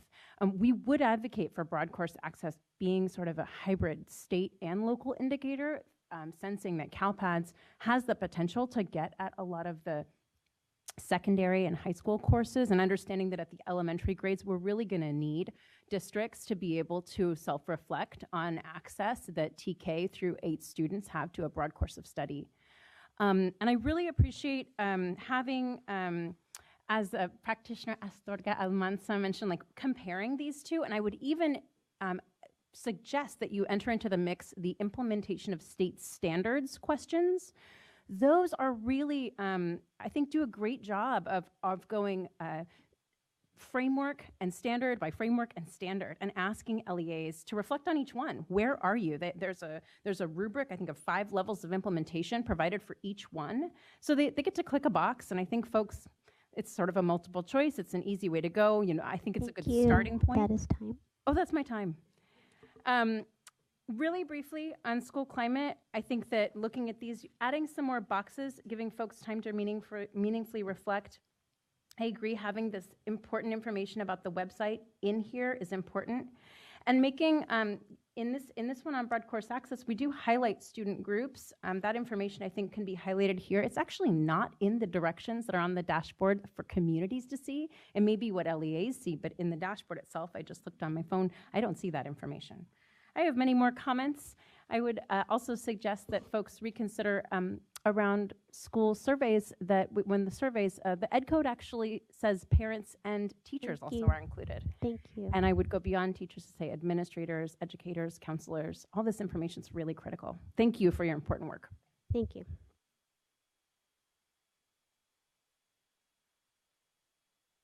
Good morning, Leangela Reed on behalf of the Small School Districts Association. I too, if I can beg your indulgence, want to kind of cover both pieces. Starting with the school climate and condition indicator. First, I want to thank Jacqueline for reaching out to SSDA. We haven't had a conversation yet, but about 6 or 8 superintendents will be having a conference call with her and kind of going through the different pieces next week, and we look forward to that conversation. And I appreciate the questions then, and that allow us to dive a little deeper into it. I'm a little concerned about the format, and I think that it's just kind of misunderstanding, because Jacqueline and I talked about this after her presentation. But in the way that it's formatted, I worry about it leading to a compliance, because the standard isn't there. It also does not clarify that the surveys are not annually, because if you update it annually, then there's a perception that the surveys must be annual, and I think that's not the intent. And so we want to kind of work with her to clarify that piece. I think that's really important for smalls. I think it's also important that we never tell districts why we're asking them to do this self-reflection, what the goal is, what the mission is. I think we want them to think about certain things, and so we need to say that, because to Superintendent Monroe's point, otherwise folks think, okay, did I meet it? Because, and I know I harp on this a lot, but until you've been to a district of 19 kids where you have a superintendent, principal, teacher, you have to understand the amount of duties. Yesterday I was in a district of, a district of one school, 73 kids, K-8. The bus driver was the night janitor, right? Every child, 98% free and reduced lunch. The only children that were on paid lunch were the staff's children who come to the school, right? It's understanding kind of just, but every single person greeted us. Every child was greeted warmly. It's a family. And I think those are things you have to take into consideration. Very briefly, because I know I'm out of time, on the priority 7, 2 things. One, we talk about addressing access to a broad course of study for students with exceptional needs. We want to make sure that's all ends of the spectrum, right? We often don't include our gifted students in that arena. I think that's imperative. And the other piece is thinking about what the capacity. I have districts in the north part of the state that said we would love to offer more courses. We can't get a teacher to come up this far in one subject, right? And so, thank you. Thank you. So anyway, just the reflection, helping them to see what's possible and not. And so in the tools, I think that's one of the things that we want to make sure we provide them. Thank you. Thank you. All right, thank you. So I'm going to move us on to item 2, the update on the resubmission of the ESSA plan. Just let people know that if you need a break, please feel free to take a self break, but we'll keep going.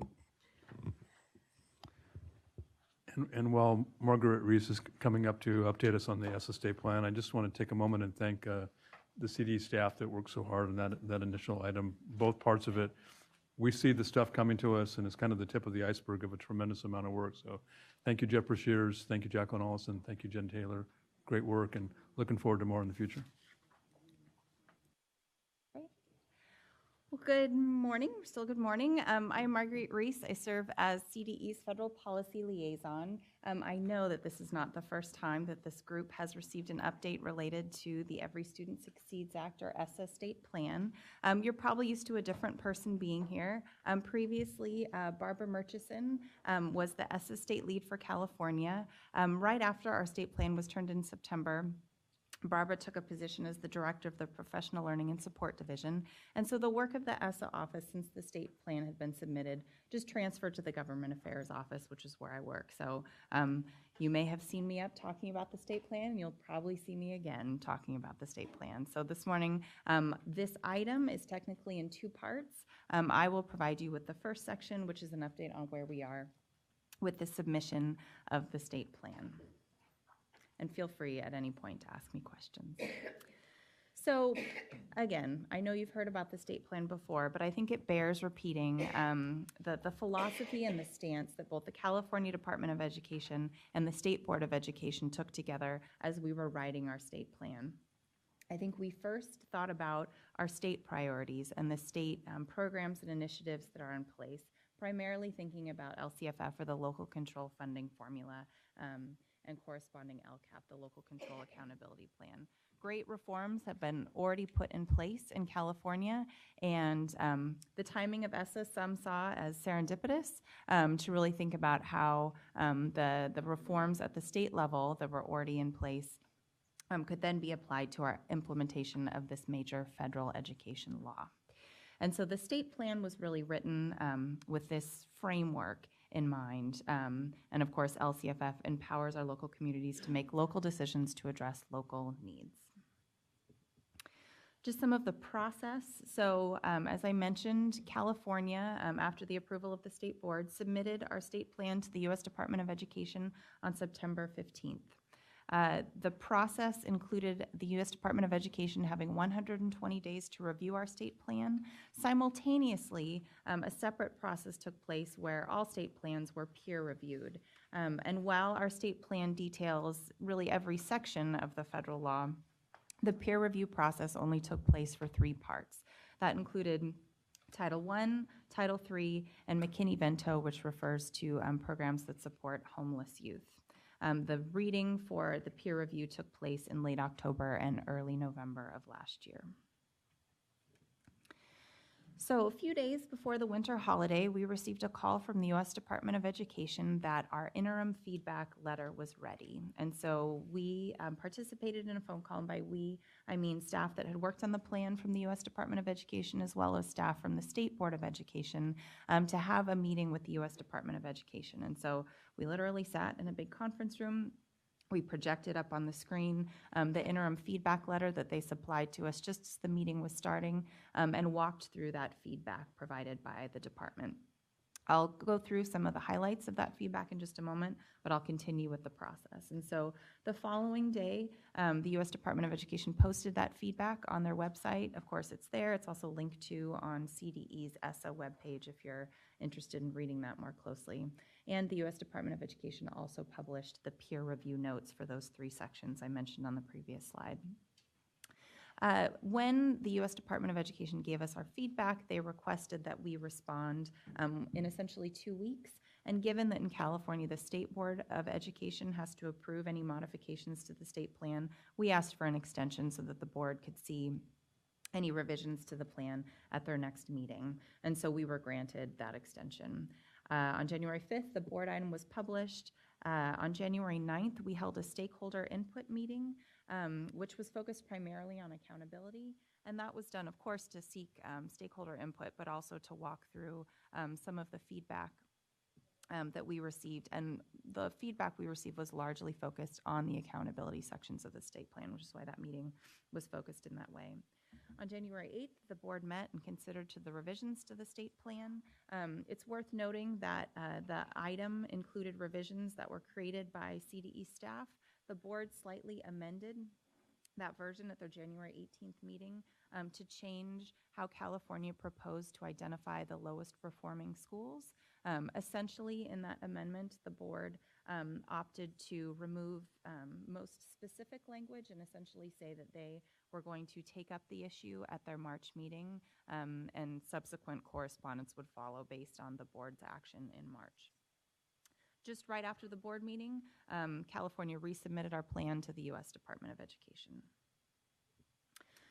So the proposed revisions, if you will recall, the September version that was originally submitted was really a straightforward, the U.S. Department of Education asked a question, we provided an answer based on how California would implement the federal law. There was an intentional choice made by the board not to include a great degree of detail, nor to include some of the state system's context. So in the earlier draft that was submitted in September, there's really not much mention of LCFF or related activities. We wanted it to be cut and dry. But frankly, when the feedback was received by the U.S. Department of Education, some of those questions and feedback we received, I think showed a lack of understanding on the U.S. Department of Education's part for our state context. And so many of the feedbacks that were included in the January resubmitted version provide additional information, additional clarifying points, and much of that state context.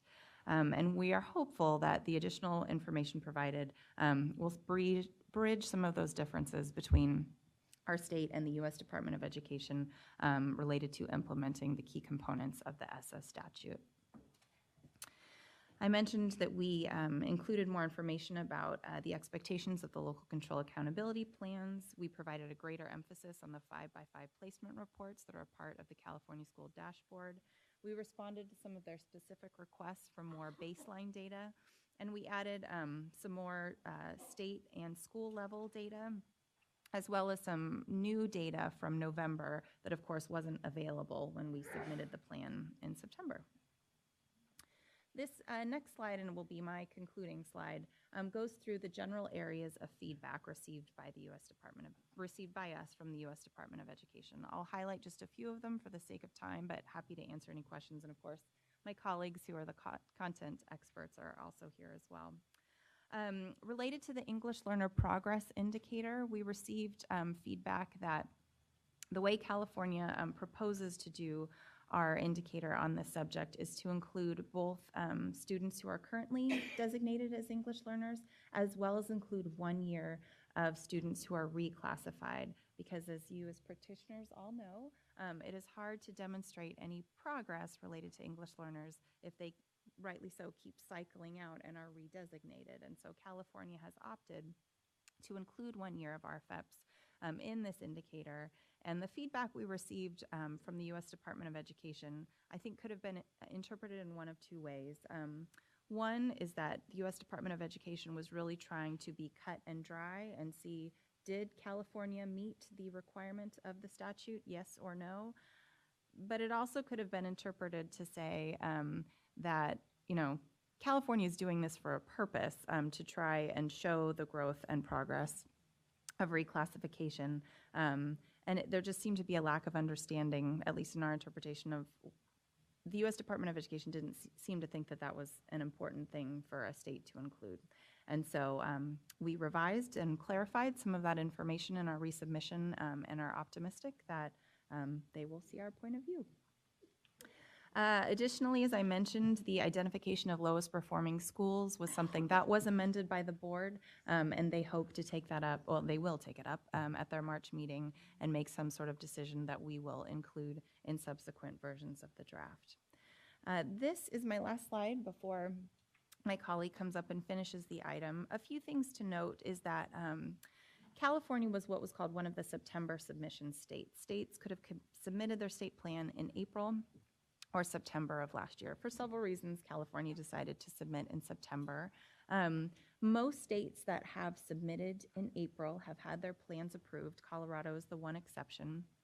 And many of the, I would say about half of the September submission states have had their plans approved. No state turned in their state plan and had it immediately approved. All states received at least one round of feedback, and in talking to my counterparts from other states, most states went through several rounds of feedback.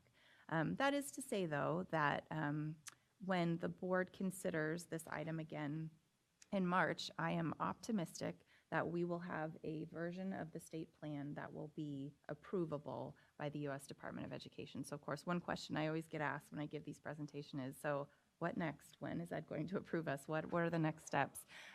We don't know those for sure, but I think it is the intent of the Department of Education as well as the board to have an approvable plan as soon as possible so that we can really focus on the work of implementing the federal statute. Any questions for me before I turn it over to my colleague, Jeff Brashears?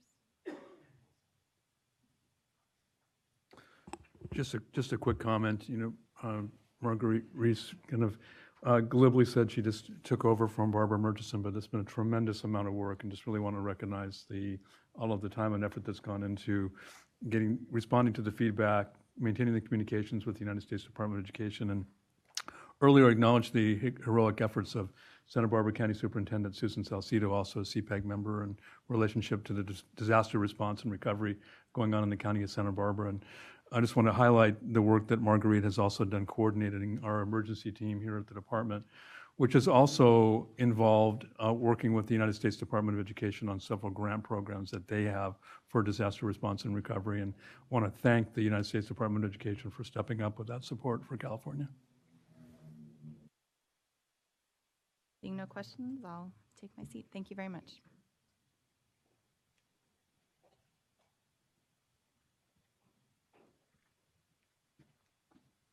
Hi, Jeff Brashears again, LASSO office. So last time again, we talked about the LCAP federal addendum and the role that it plays for LEAs to apply for ESSA funds.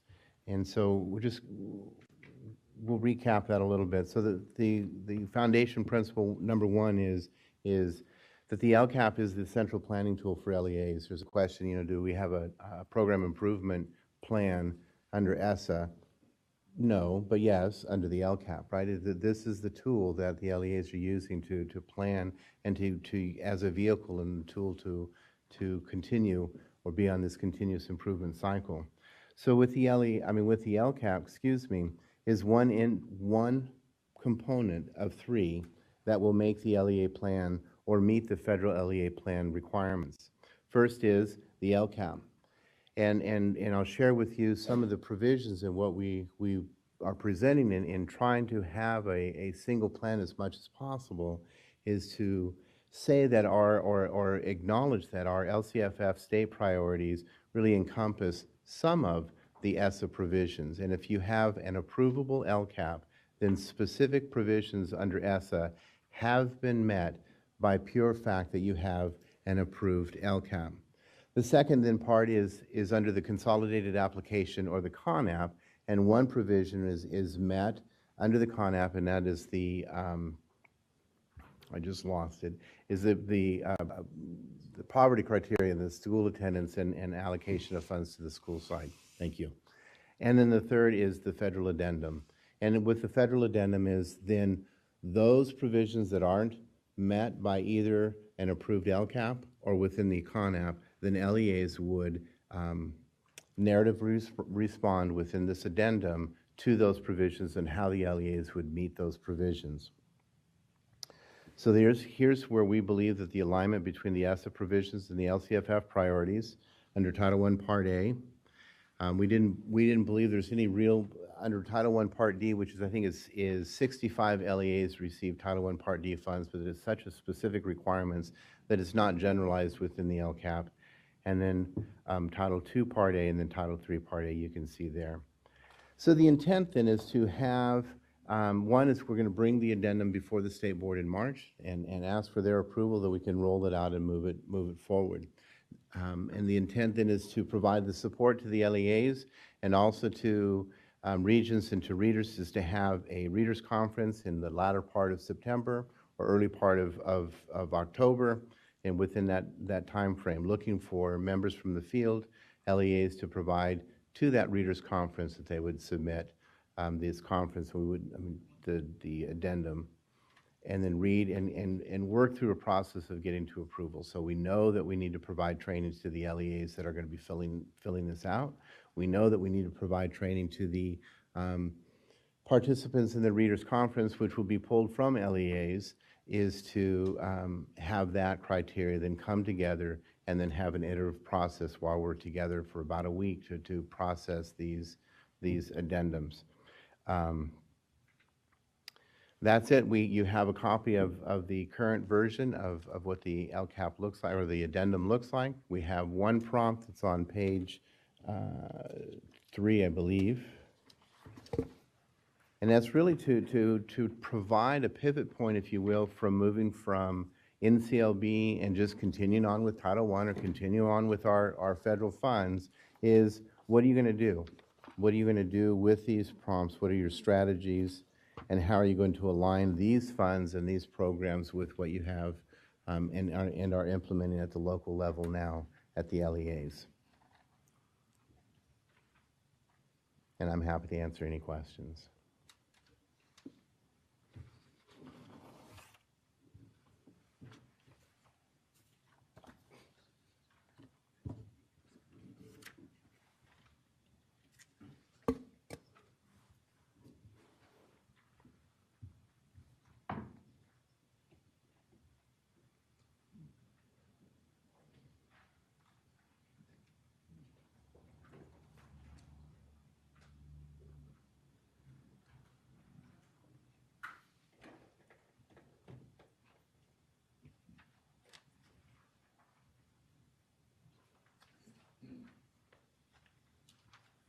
Do folks need guidance on working through the addendum, or okay?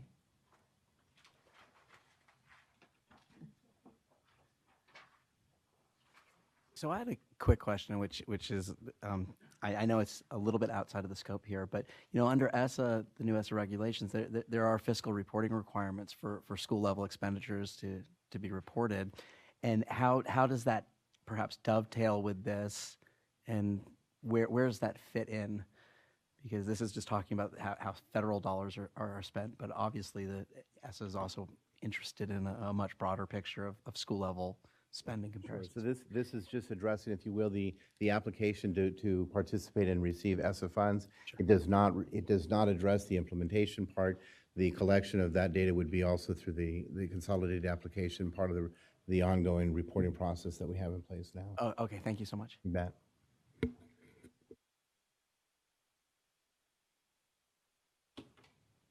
Is the use of the addendum form subject to the approval process at the federal level, or can we choose to do that? Can we choose to move ahead with the addendum? It's my understanding this is how we are moving ahead, as this is California's LEA plan. This is how we are presenting an LEA plan, or meeting the LEA plan requirements, as I said, with the approved LCAP, the addendum, and also the provisions that is addressed within the consolidated application.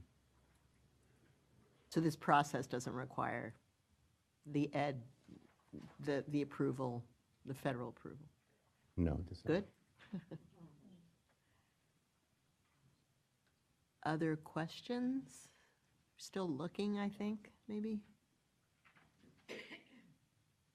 There's been very little change as far as the provisions from the last time that we presented it to you. I think a couple, Title I Part A, parent engagement was moved as far as being aligned and not, and upon further review, it looked like as schools were identified, there's some planning and response requirements that would not be covered necessarily within an approved LCAP, is why it was moved into the narrative section of that, with very little movement since the last. You just remind us, what's the question you want us to answer, or with what lens should we be reviewing? What kind of feedback are you looking for? This is, from my point of view, is update. We received some feedback from the last time we were here. We did it. We looked at further review and did a deeper analysis of those LCFF provisions that will encompass, if you will, the LCFF priorities that will encompass the ESSA provisions.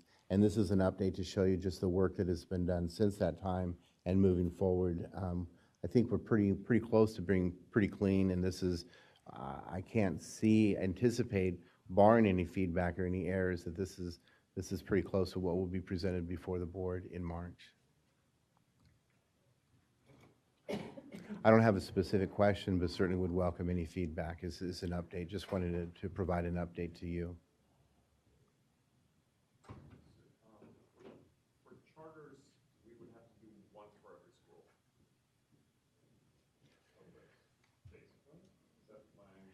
Yes, charters are considered an LEA, and they would fill this out as well. Right, the one for Correct.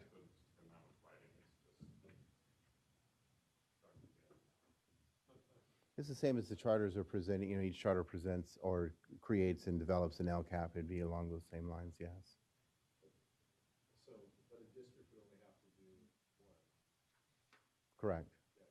The district itself will develop one of these for all of its schools, but a charter would have to do one for each school. Each charter is its own LEA, and therefore they would, yes.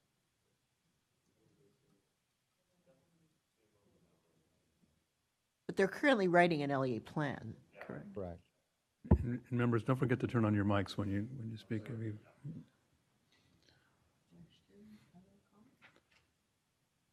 Hi. Hi.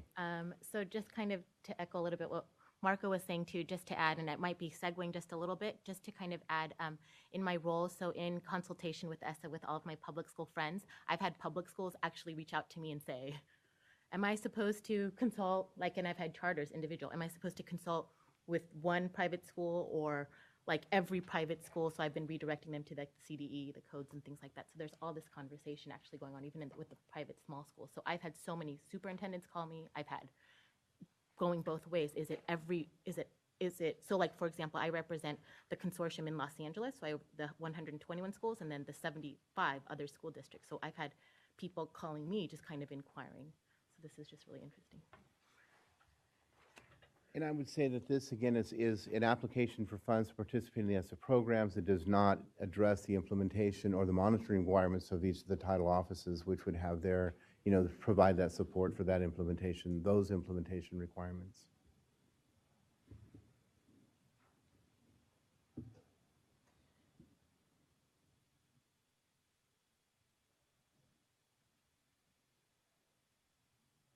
We just give it another minute. Absolutely. I see people still reading, so there may be questions that emerge.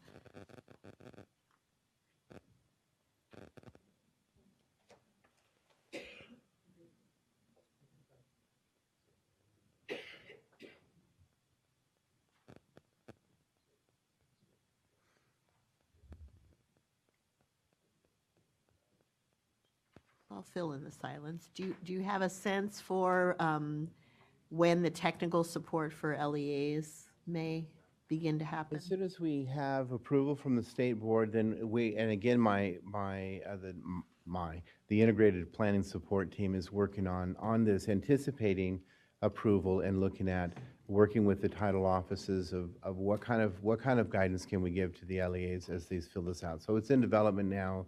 As soon as we have approval, I won't say the next day, but very quickly, after, we would start pushing this out to the LEAs and try to get feedback and get those training, get those prompts, get the rubric, and then start fine-tuning what this readers conference would look like, getting people to come in and training those readers itself as to that, and fine-tuning the process to get this. Then ultimately, once the addendums are approved, we would, as a package, come before the state board for the LEAs as LEA plans saying, we have the CONAP, we have the approved LCAPs, and now we have these approved addendums, and present it as a package for the state board as they approve that as meeting the LEA plan requirements.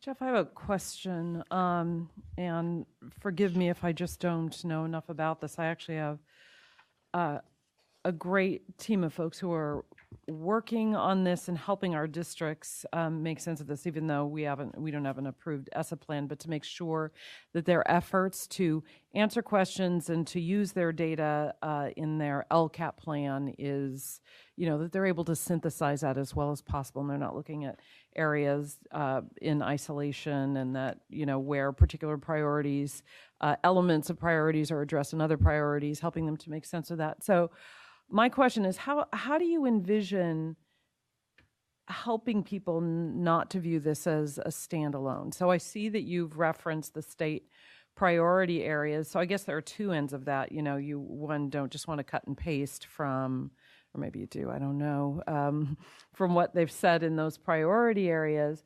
But on the other hand, you also don't want to have another potentially disconnected reflection tool or a task. So sure.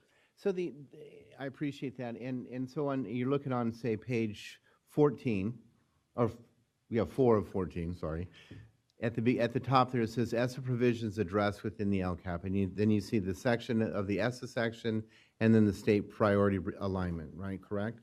So these are what we would argue are encompassed by the LCFF priorities. These sections on page 4 and 5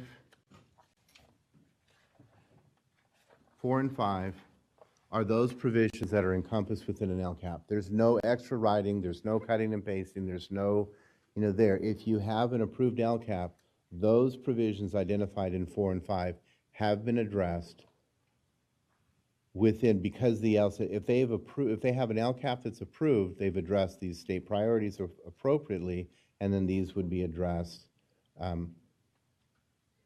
as a matter of default, if you will. okay, so that's what I initially thought, and then upon looking at these and the request to describe, it is the same as what would appear in the LCAP. Correct. Okay. So we're just providing the language from ESSA. This is not the prompt. The prompts actually begin on page 6. Okay. Where you can see then within it says, the ESSA provision is addressed In the text boxes, and then yes. and then provide an address, answer those specific provisions within that narrative box there. Prior to, again, those are deemed to have been addressed through the process of having an approved LCAP. Okay, so all right. I don't know that I framed that question well enough, but Okay. going back to my initial question, if you were standing in front of an LEA or a charter saying, okay, here is the addendum, the LCAP addendum, this represents, give me how you would describe this in terms of what your expectation is. So the expectation then would be it would begin really on looking at the prompts on page. I would try to explain what I tried to explain now, is that those 2 pages of provisions have been addressed in your approved LCAP. Those are taken care of, and then I would turn them, the LEA, then to the prompt beginning on page 5 or 6, and talk about education equity, and look at that prompt and what are you doing and how are you going to address and meet those needs of the provisions. So I'm not sure that I'm fully understanding your question, and I apologize. I think there's a disconnect. I think I just need to be more direct. So how is this not going to be extra work? Oh, it will be extra work. I mean, it's for that as much as we can, right? So the LCFF legislation said as much as we can to make it one plan. Right. And so we did as much as we could, and then these others then are prompts that do not align with the LCFF priorities that need to be addressed to apply for ESSA funds. So given that it's an extra body of work, how would you counsel people through technical assistance to make sure that it's a related body of work? I mean, I think the questions are good, the prompts are good, but, you know, and I beat this drum a little bit here of how do we keep this from being, I just need to fill in these boxes to check this off. Sure. And how, you know, so I'm just, as one who might be offering some technical assistance in this area, Sure. looking for some guidance as to how you would frame that, how ideally you would say, you know, yes, of course, these are the things that are surfaced through ESSA that are important for us to address in, you know, independently. However, And I would say that that guidance is being developed as part of the rollout and the guidance that we're developing that we would roll out. So I can't give you specifics how we would do it. These prompts are straight out of ESSA statute. So, you know, we haven't modified these prompts beginning on page 6 and moving forward. okay. So I appreciate the comment and the question, and Carrick's going to save me. I like this. Phone a friend. Okay. Hi, Carrick Ashley, Deputy Superintendent. So I have a fairly simple mind, so let me try to make it simple. If I were presenting this to a group of parents, to my community, to my principals, I would say that the federal government, through ESSA, decided that it was important that every district have a strategic plan. In California, we already have that strategic plan. It's the LCAP, and we want people to put their efforts into that LCAP. But the LCAP doesn't fully meet the federal requirements. So we've created this addendum to meet some of those requirements that the federal government says we should in a planning document, and we've addended them to the LCAP. Is that a word?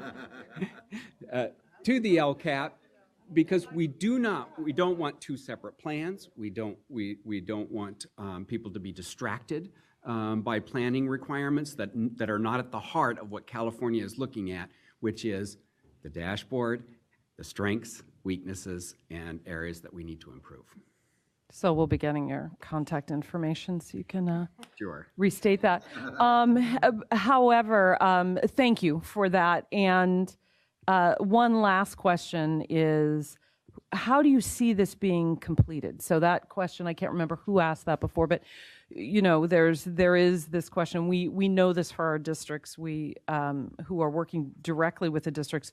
Who is tasked with filling this out? I mean, you have school site councils that are responsible for some, you know, for having discussions and making decisions about how federal funds are spent. So how do you see this process working? Right. So this is a district plan.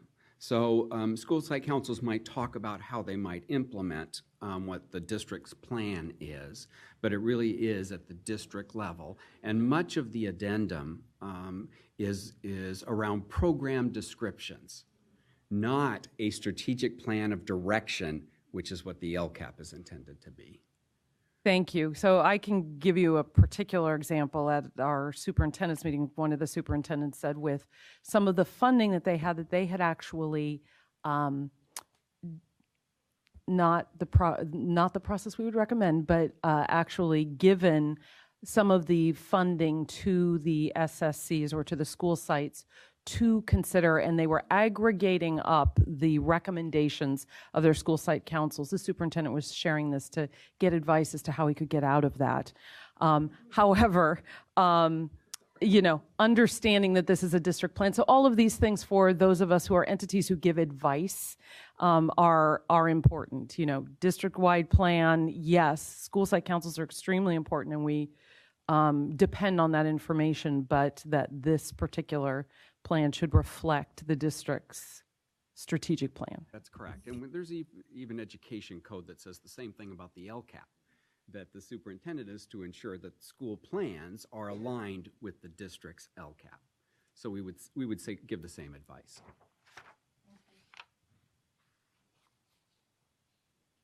I mean, I would just respond as someone who was tasked with writing the district LEA plan. One of my biggest concerns about the LCAP was having to write 2 full plans. And so I see this as less work than anticipated when at first imagining having to write 2 very separate, lengthy, and distinct plans. So I greatly appreciate that. It is still more work. It is still more work. But hopefully, I'm guessing in the way you'll be supporting school districts, LEAs, you'll help them do this in efficient We ways. hope so. So maybe the answer is it's less more work. It's less more work. That's it.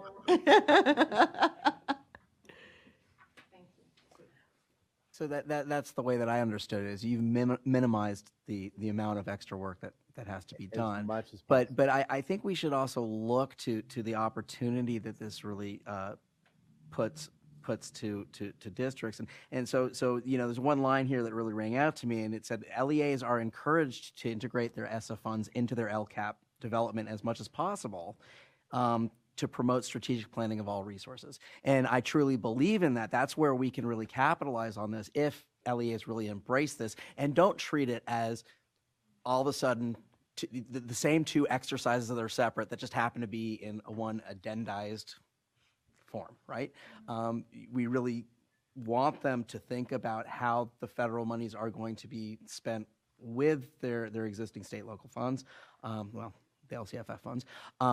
And the other thing that could promote as well is for them to really think about how they can maximize the flexibility with which their federal dollars can be spent, because I don't think that LEAs have been doing that completely. It's sort of similar to this situation we were in before LCFF with our state category goals, right? So anyway, that's my 2 cents.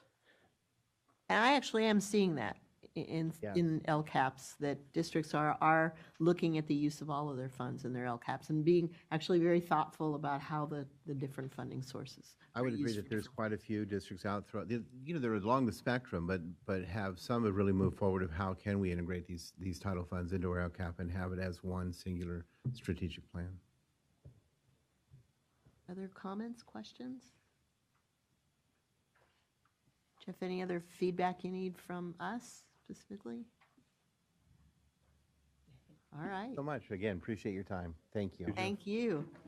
Any public comment on this item? We have no public comment at this time. All right. So why don't we take a break? Take how about, what's that? What do we do during a break? Forgotten. So what if we reconvene, since I pushed you pretty hard, why don't we reconvene in about 20 minutes, give you a chance to take a break, get your lunch, catch your breath, and we'll reconvene about 10 minutes after 12? Perfect. All right.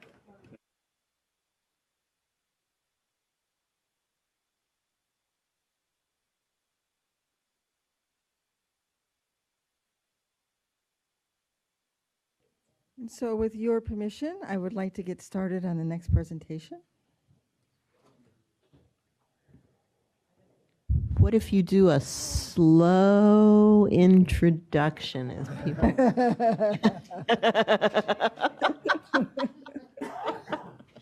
I will try.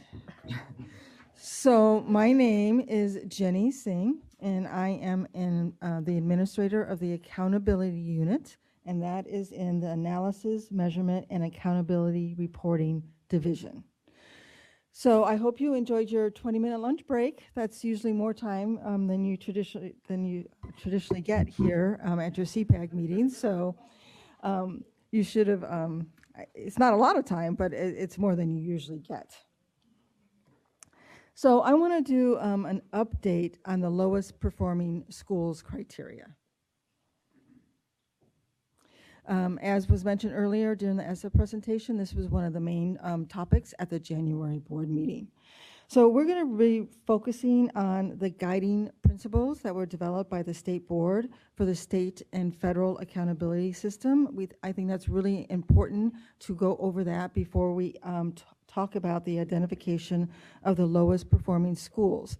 And we have to identify schools in 2 specific areas: comprehensive support and improvement, which is CSI, and then targeted support and improvement, which is TSI. So comprehensive support and targeted support. So I think it's really important that we go over, like I said, this guiding principle, because it really does set the tone for the new accountability system here in California. And the tone is that it's a continuous improvement system, and that we provide capacity building. So the board thought it was really important that we build the capacity and increase support for districts, charter schools, and county offices. Charter schools is specifically referenced here because charter schools under LCFF are treated as LEAs. So we want to create ways to celebrate districts and school success, but we also want to identify those LEAs that need support. And we did that with the release of the 2017 dashboard. Was the first time we identified LEAs for support under LCFF. And that support, we identified those LEAs based on student group data. I think that's really important to remember because LCFF focuses on student group data, where ESSA focuses on all students at a particular school. So it's also important that we realize that we do provide support, statewide support to all LEAs. We have 3 different tiers of support. So we have support for all, which is the general support. We have differentiated assistance, which is what we're providing now to LEAs that have been identified for LCFF support. And then we have intensive intervention. And that intervention support will not come on board for another couple of years because it's focused on LEAs that have been struggling over a number of years.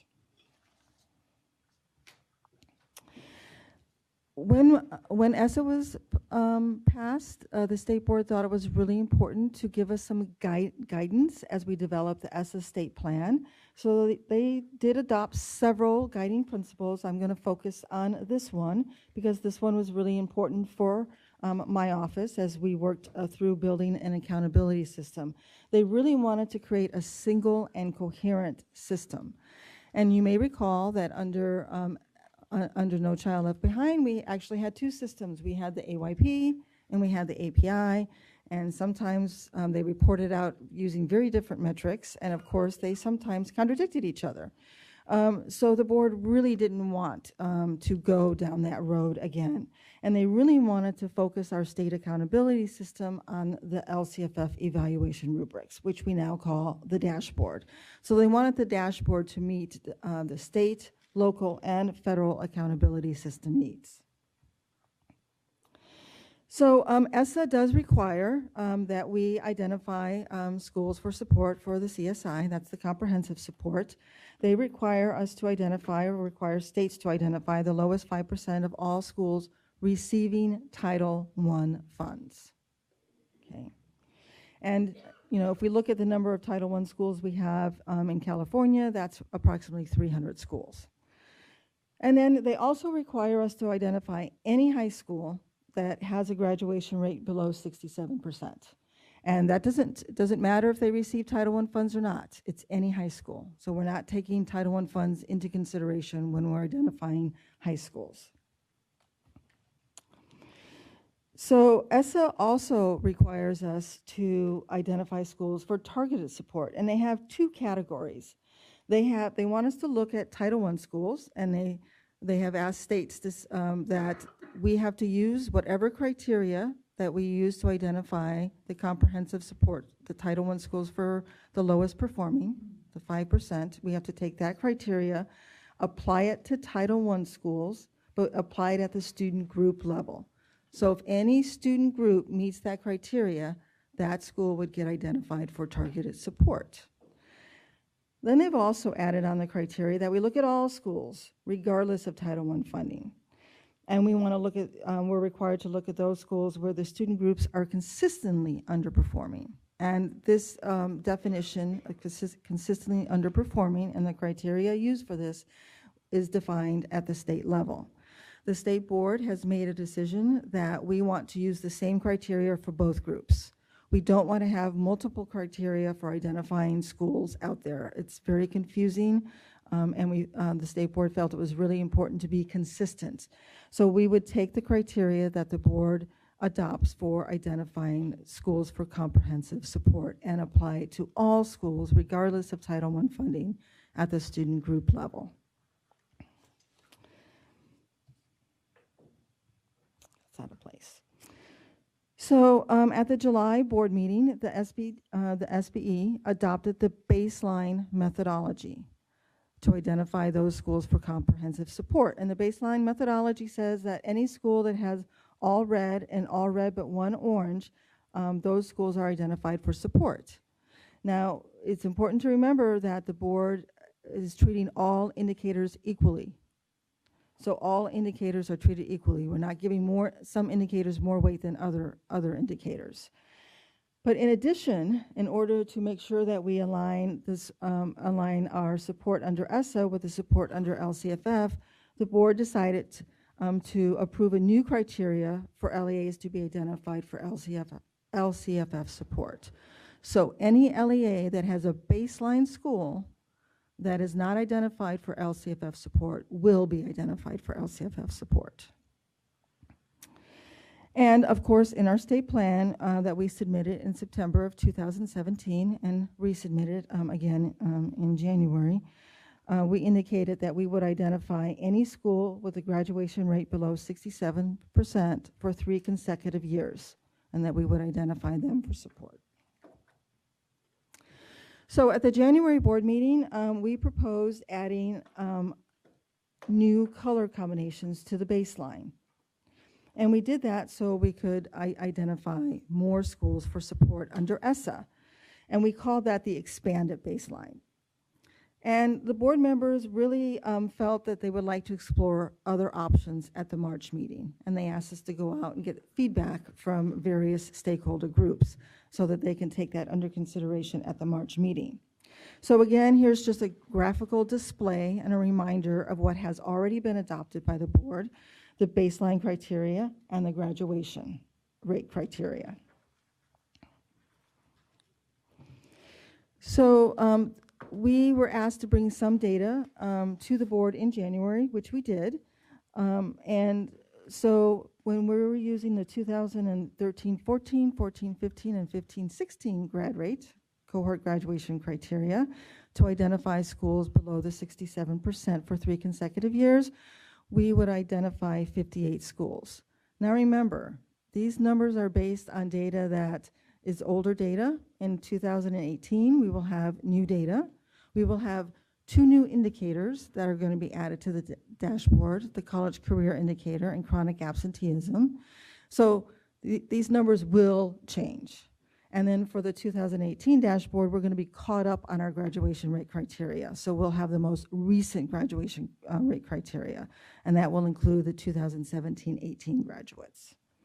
But based on this data, we had 58 schools that were identified. 30 are Title I and 28 are non-Title I. 35 of those schools already reside in districts that were identified for LCFF support. And then 23 of those schools were charter schools. We wanted to provide them with some information on how this would work along with LCFF. So for the first box that we have up here, the first table, we have those LEAs that were identified for LCFF support. There are 228 LEAs, and we have 2,911 Title I schools that reside in those 228 LEAs. So, if we look at the schools that were identified based on the baseline criteria, that adds another 80 schools that will get identified for support. That will also identify an additional 17 LEAs for LCFF support, bringing our count from 228 to 245. The board also wanted to know, well, what would happen if we decided to add any LEA that had a school with a graduation rate below 67% into LCFF support. So the data on the next two rows shows that. So for the grad rate for Title I, we have an additional 30 schools that will be identified, bringing the number of schools identified under ESSA to 110. We would identify 8 additional LEAs for LCFF support, bringing the total from 228 to 253. And then if we add in the grad rate for non-Title I schools, that's another 28 schools, bringing the total of ESSA schools up to 138. The additional, adding an additional 12 LEAs to LCFF, if that decision is made by the board, bringing the total number of districts identified for LCFF up to 265. And again, I do have to say that this is based on information from the 2017 dashboard, and it will change. So it could be significantly different. So one of the things that the board asked us to bring back in March is the performance of those Title I schools that currently reside in the LCFF districts. And so we found that there were 138 color combinations for those schools. I do believe if you look at statewide, there's a potential of having around 700 color combinations as we move forward, but we have 138 for here, and they range from all red to all blue. So just to put it into perspective a little bit, when we look at the 52 schools in these LCFF districts that met the 7 color combinations in the baseline. So we have 7 color combinations in the baseline, and we have 8 color combinations in the extended baseline for a total of 15 color combinations. So when we're looking at the title schools in these LCFF districts, that color combination grows substantially to 138. So we're going to ask for a little help from you so that when we go back to the board, we can bring them some information that is a little more digestible instead of 138 color combinations. And I'm going to bring Kimberly up to introduce this task.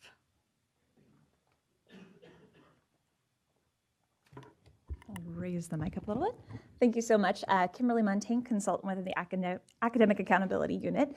So today, as practitioners, we're going to ask for your input in really seeing how these color combinations, what they actually mean in practice and within the experience that you have, bringing to bear what your opinion of these various performance, the combination of performance on all of these 5 indicators, what the color combinations actually really mean, and kind of giving perspective back to the board beyond just identifying certain combinations as very low.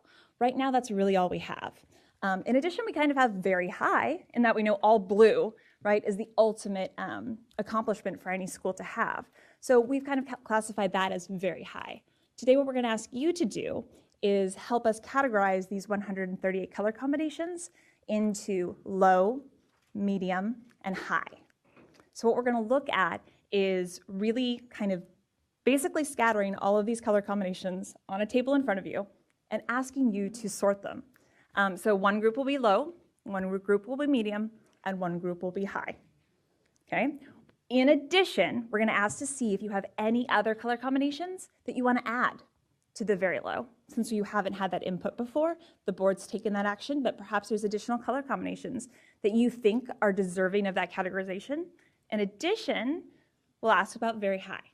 Perhaps you think all blue and one green is very high, and you'd like to add that in. So we're going to ask every group to weigh in on that as well. So it's a participatory activity. We're going to ask you to move to the tables. And so if I could have you number off by 3, and then go to the respective tables. This will be table 1, table 2, and table 3 in the back. Okay, go ahead. Oh, what? 1.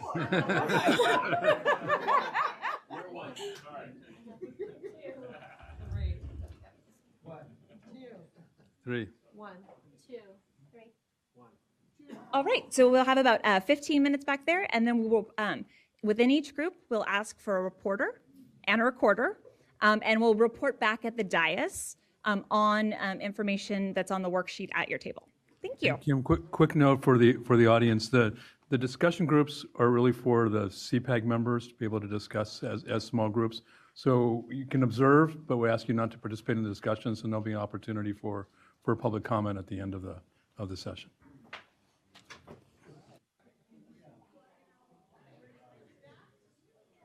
We're reconvening.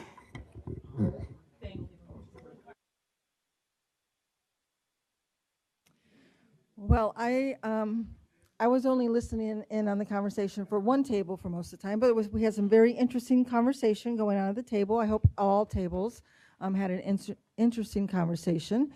We did ask for you to record and have someone report out. So for those who volunteered to report out, can I ask someone to volunteer to go first? So we got the low performing section. One of the things that we had trouble with, it was hard to separate the colors from the indicators. For example, it was just hard for us to be able to make justify it without thinking about actually what the indicators meant. So we tried to apply some sort of subjective value to it. Aside from that, one of the other issues that we had was we were trying to basically apply a mathematical model, for example, counting out the pieces to be able to say, well, if this one only has 4 total pi pieces, this could be very low performing, but then you also have to think about the data set itself too, because if you have a data set of 3 versus a data set of 5, that could actually affect it as well. And really what's going on with the colors in regards to what happens if you have 2 really, really high indicators, like 2 blues on one side and 2 reds on the other side. And that's about it. Yeah. Okay, thank you. Keep going. So similar, we kept getting slapped down for trying to be quantitative about this. And so I've discovered that I'm certainly color challenges, not numerically challenged, but color challenged, because it was tough not to do some mental math here. But our task was for the high, so the second category, very high and high. I think we were pretty comfortable that there were high proportions of blues and greens, and even so blues combinations of green, maybe even one yellow if there were a lot of colors that high would apply, and certainly equal proportions of blues and greens, also high. We felt that was pretty comfortable, and so that's kind of the color combinations that we picked. If there was just even one category of orange and red, that's where we even if there was a high proportion of blues and greens, again, we went into like, it depends what the indicator is, but we don't want to go there. And so we kind of felt like it would probably end up in some kind of middle category. Okay, thank you. I will report for group 2. This is a great exercise. Thank you for bringing it to us. I think it really forced us to grapple with the reality of all of this. Which color combinations were easiest to classify as medium? Ones where there were no red, ones where it was mostly yellow, or where there was an equal ratio of blues and greens to yellows and oranges. That's the ones that were most difficult to classify as medium were ones where there was an equal ratio of reds to blues and greens. We thought adding color combinations to the very low category that go off the baseline methodology, any grouping which was all red and orange, we thought would also fall into very low. And on the very high category, any grouping that was blue and green, we thought would be very high if the purpose is to recognize schools that are doing a good job. We were curious what numbers of schools would fall into those 2 categories, and that would enter into the calculus for us. Well, thank you. Thank you all. I think this is going to make our work a little bit easier as we prepare for the March board item. We did have a lot of conversation around, well, it would be nice if we knew which indicators they were. What is the story of the school? And I reminded everyone that we could have 10 schools with the same color combinations, and they might all have, they could very well be different red on different indicators, or yellows on different indicators, or blues on different indicators. But they all still have the same color combination. So we had to make a fair and equal decision about those schools. And again, all indicators are weighted equally in our accountability system. So thank you for that. It was it was a very interesting conversation that we had at our tables. So it was really interesting to hear. So we have one more discussion question that we want you to probably partner up at the dais and have a conversation around the pros and cons of a system of support that focuses on districts only. So that'd be intervening in persistently underperforming districts, or a system where we have both districts, which would be LCFF, and schools, which would be ESSA. So what are the pros and cons of those, having those two systems? So if you want to just take about 5 minutes to have conversations with each other, and then we can report out on that. And this is the last question of the day. So. Okay. You'll have Monday off at SciTech?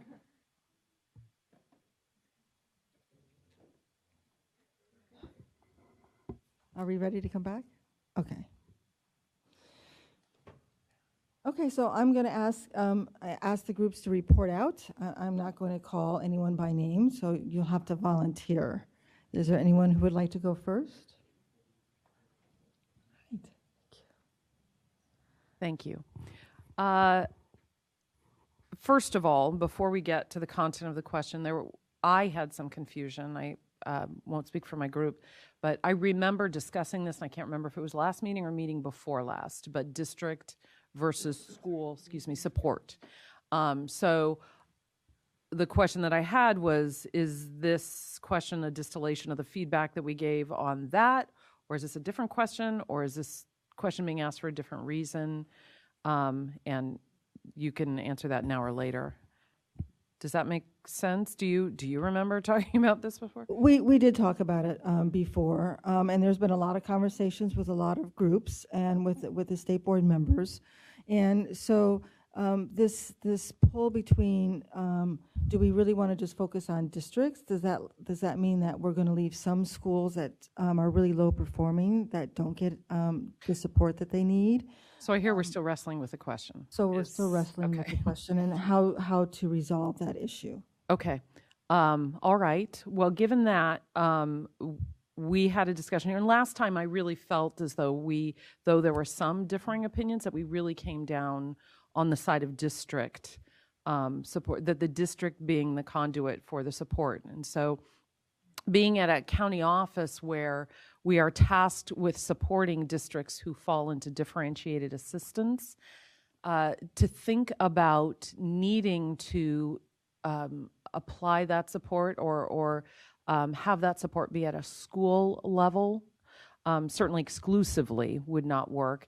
In partnership with a district potentially, but I think that's what we're doing through district support. It is taking an incredible amount of resources, as it should. You know, these are serious issues and we are digging deeply into them. So it should. I do worry about how we determine, as I expressed with our color activity, the number of districts and the how we enter into meeting those needs. Given that for an office like Alameda County Office of Ed, we have 10 people who are assigned to differentiated assistance, and they've pretty much been pulled off of almost everything else that they do to do this work. And we feel like it's connected to the things that we do, but it takes a tremendous amount of resources, which we're going to need to think about, have be part of the discussion. Is there something else I missed in that of our conversation? Maybe. I felt like there was another point that I'm not remembering. That just raising the possible concern or the idea of working with districts in the improvement process such that, unlike the old paradigm, they don't lose sight of the local context and then we don't return to a district mandated improvement system if we only work with districts. That we think about improvement in a different way this time, even if the support we're providing is through the district.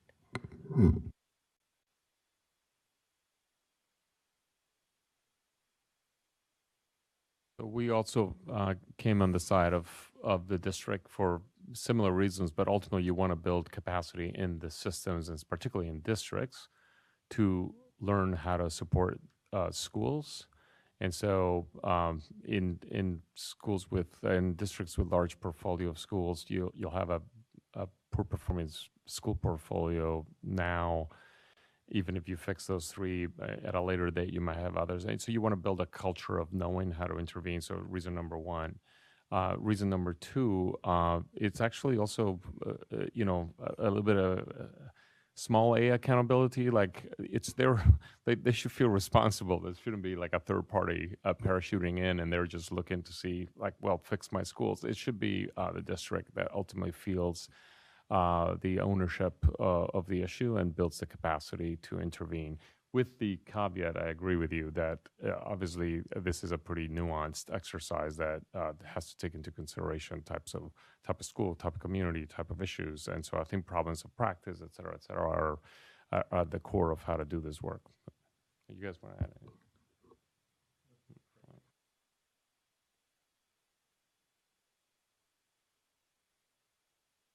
So we talked about some of the same things that were discussed here, but I was kind of thinking if you have lack of capacity, treating each level differently. The question here is really districts only versus districts and schools, right? So, I was kind of thinking if you only provided to districts, you might increase the probability of being overly prescriptive to those districts. So, and you really want the support to trickle down in a very effective way to the schools. And it would seem that if there's a natural tendency, if you only provided the support to the district to be prescriptive, that is kind of counter to really the effort underlying LCFF.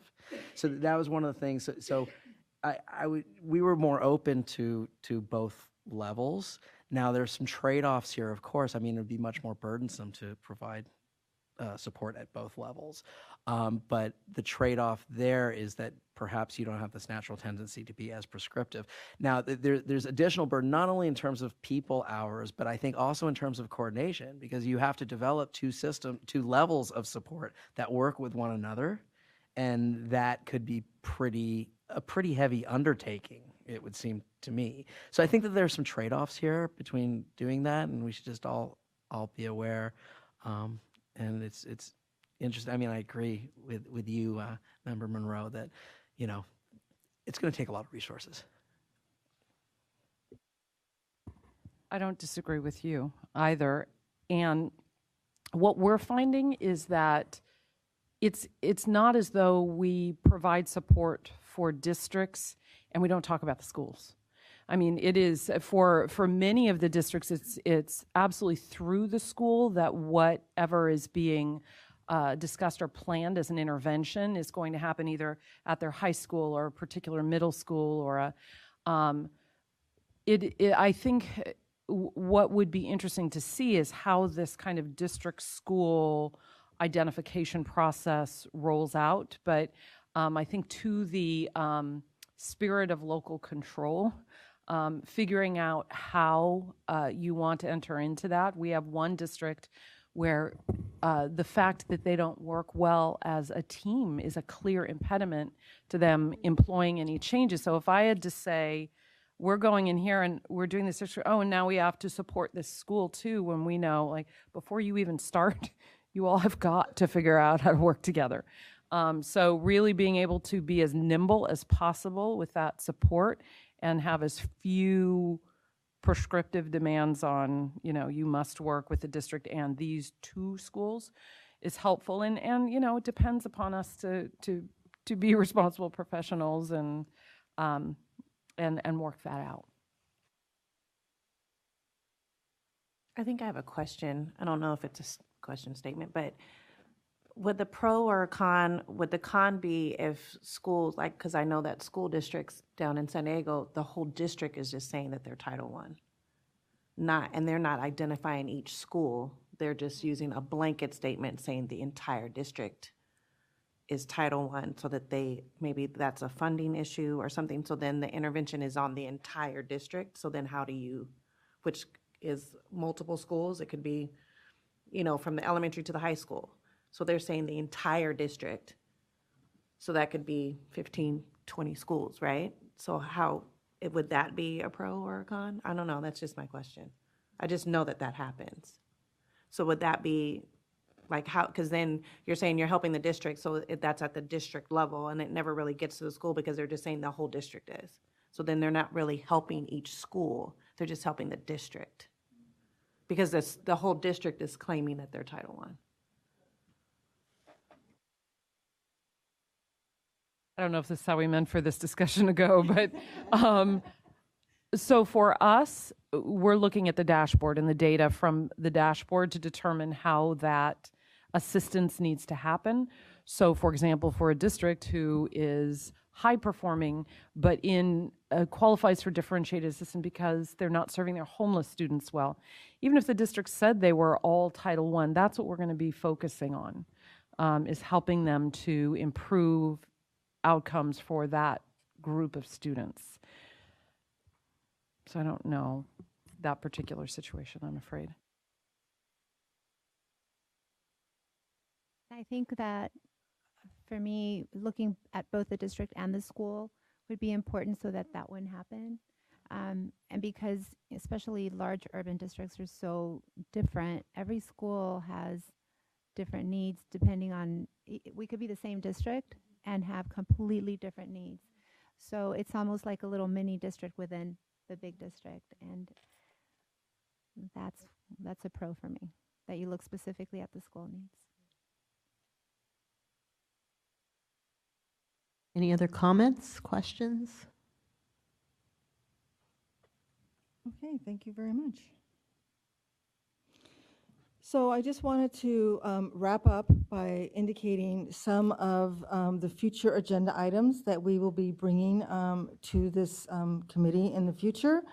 The chronic absenteeism indicator will come in the future. I know we had indicated at the January board meeting that we would be bringing it to the board in March, but we have come up across with some technical difficulties, and we're going to need a little more time to work those out. So that won't be coming to the March board item, but we will be bringing it to the board so they can adopt both status and change for the 2018 dashboard later on in the year. So that will come to you. We've also been working on modified methods for the dashboard alternative schools, or the DAS schools. We have a wonderful task force that we have gathered. The members are very helpful. They've been working very hard. So we'll be, when they have their recommendations that they'll be making to the superintendent, we'll go ahead and bring those forward to the committee here. Then we have career measures for the college career indicator. All of you are very well aware that our college career indicator is a little more heavy on the college side. We've been asked to work a little bit more on the career side. We brought together a work group to do that. They made some recommendations, and we've been working with quite a few people, or quite a few divisions throughout the department. Not only special ed, not only the CalPads, but also our career and college division, even with our assessment division a little bit. So we've been working across the board on that. We'll bring that to you. And then we will be providing a memo later on this month about a student level growth model, which is something that the state board asked us to look into. Our testing contractor did some simulations for us on 3 different growth models that were recommended by various groups. And so that information should be coming out shortly, so keep your eyes open for that. But we will be coming and bringing that back to you for discussion. And with that, that's all I have. Thank you. Thanks, Jenny. Any public comment on that item? Yes, we have one person signed up for public comment. It's Rigel Massaro from Public Advocates. Thank you very much. Rigel Massaro with Public Advocates. Just want to say that we would really support looking at schools in serious need of help wherever they are, knowing that there are schools, or there may well be schools among the lowest performing 5% statewide that do not reside solely in Title I LEAs, previously identified for differentiated assistance under LCFF. We also want to advocate that there be a manageable number of schools to really enable our system of support to play the role we envision with deep root cause analyses that can truly solve the problems that are causing these schools to be identified in the first place. Thank you.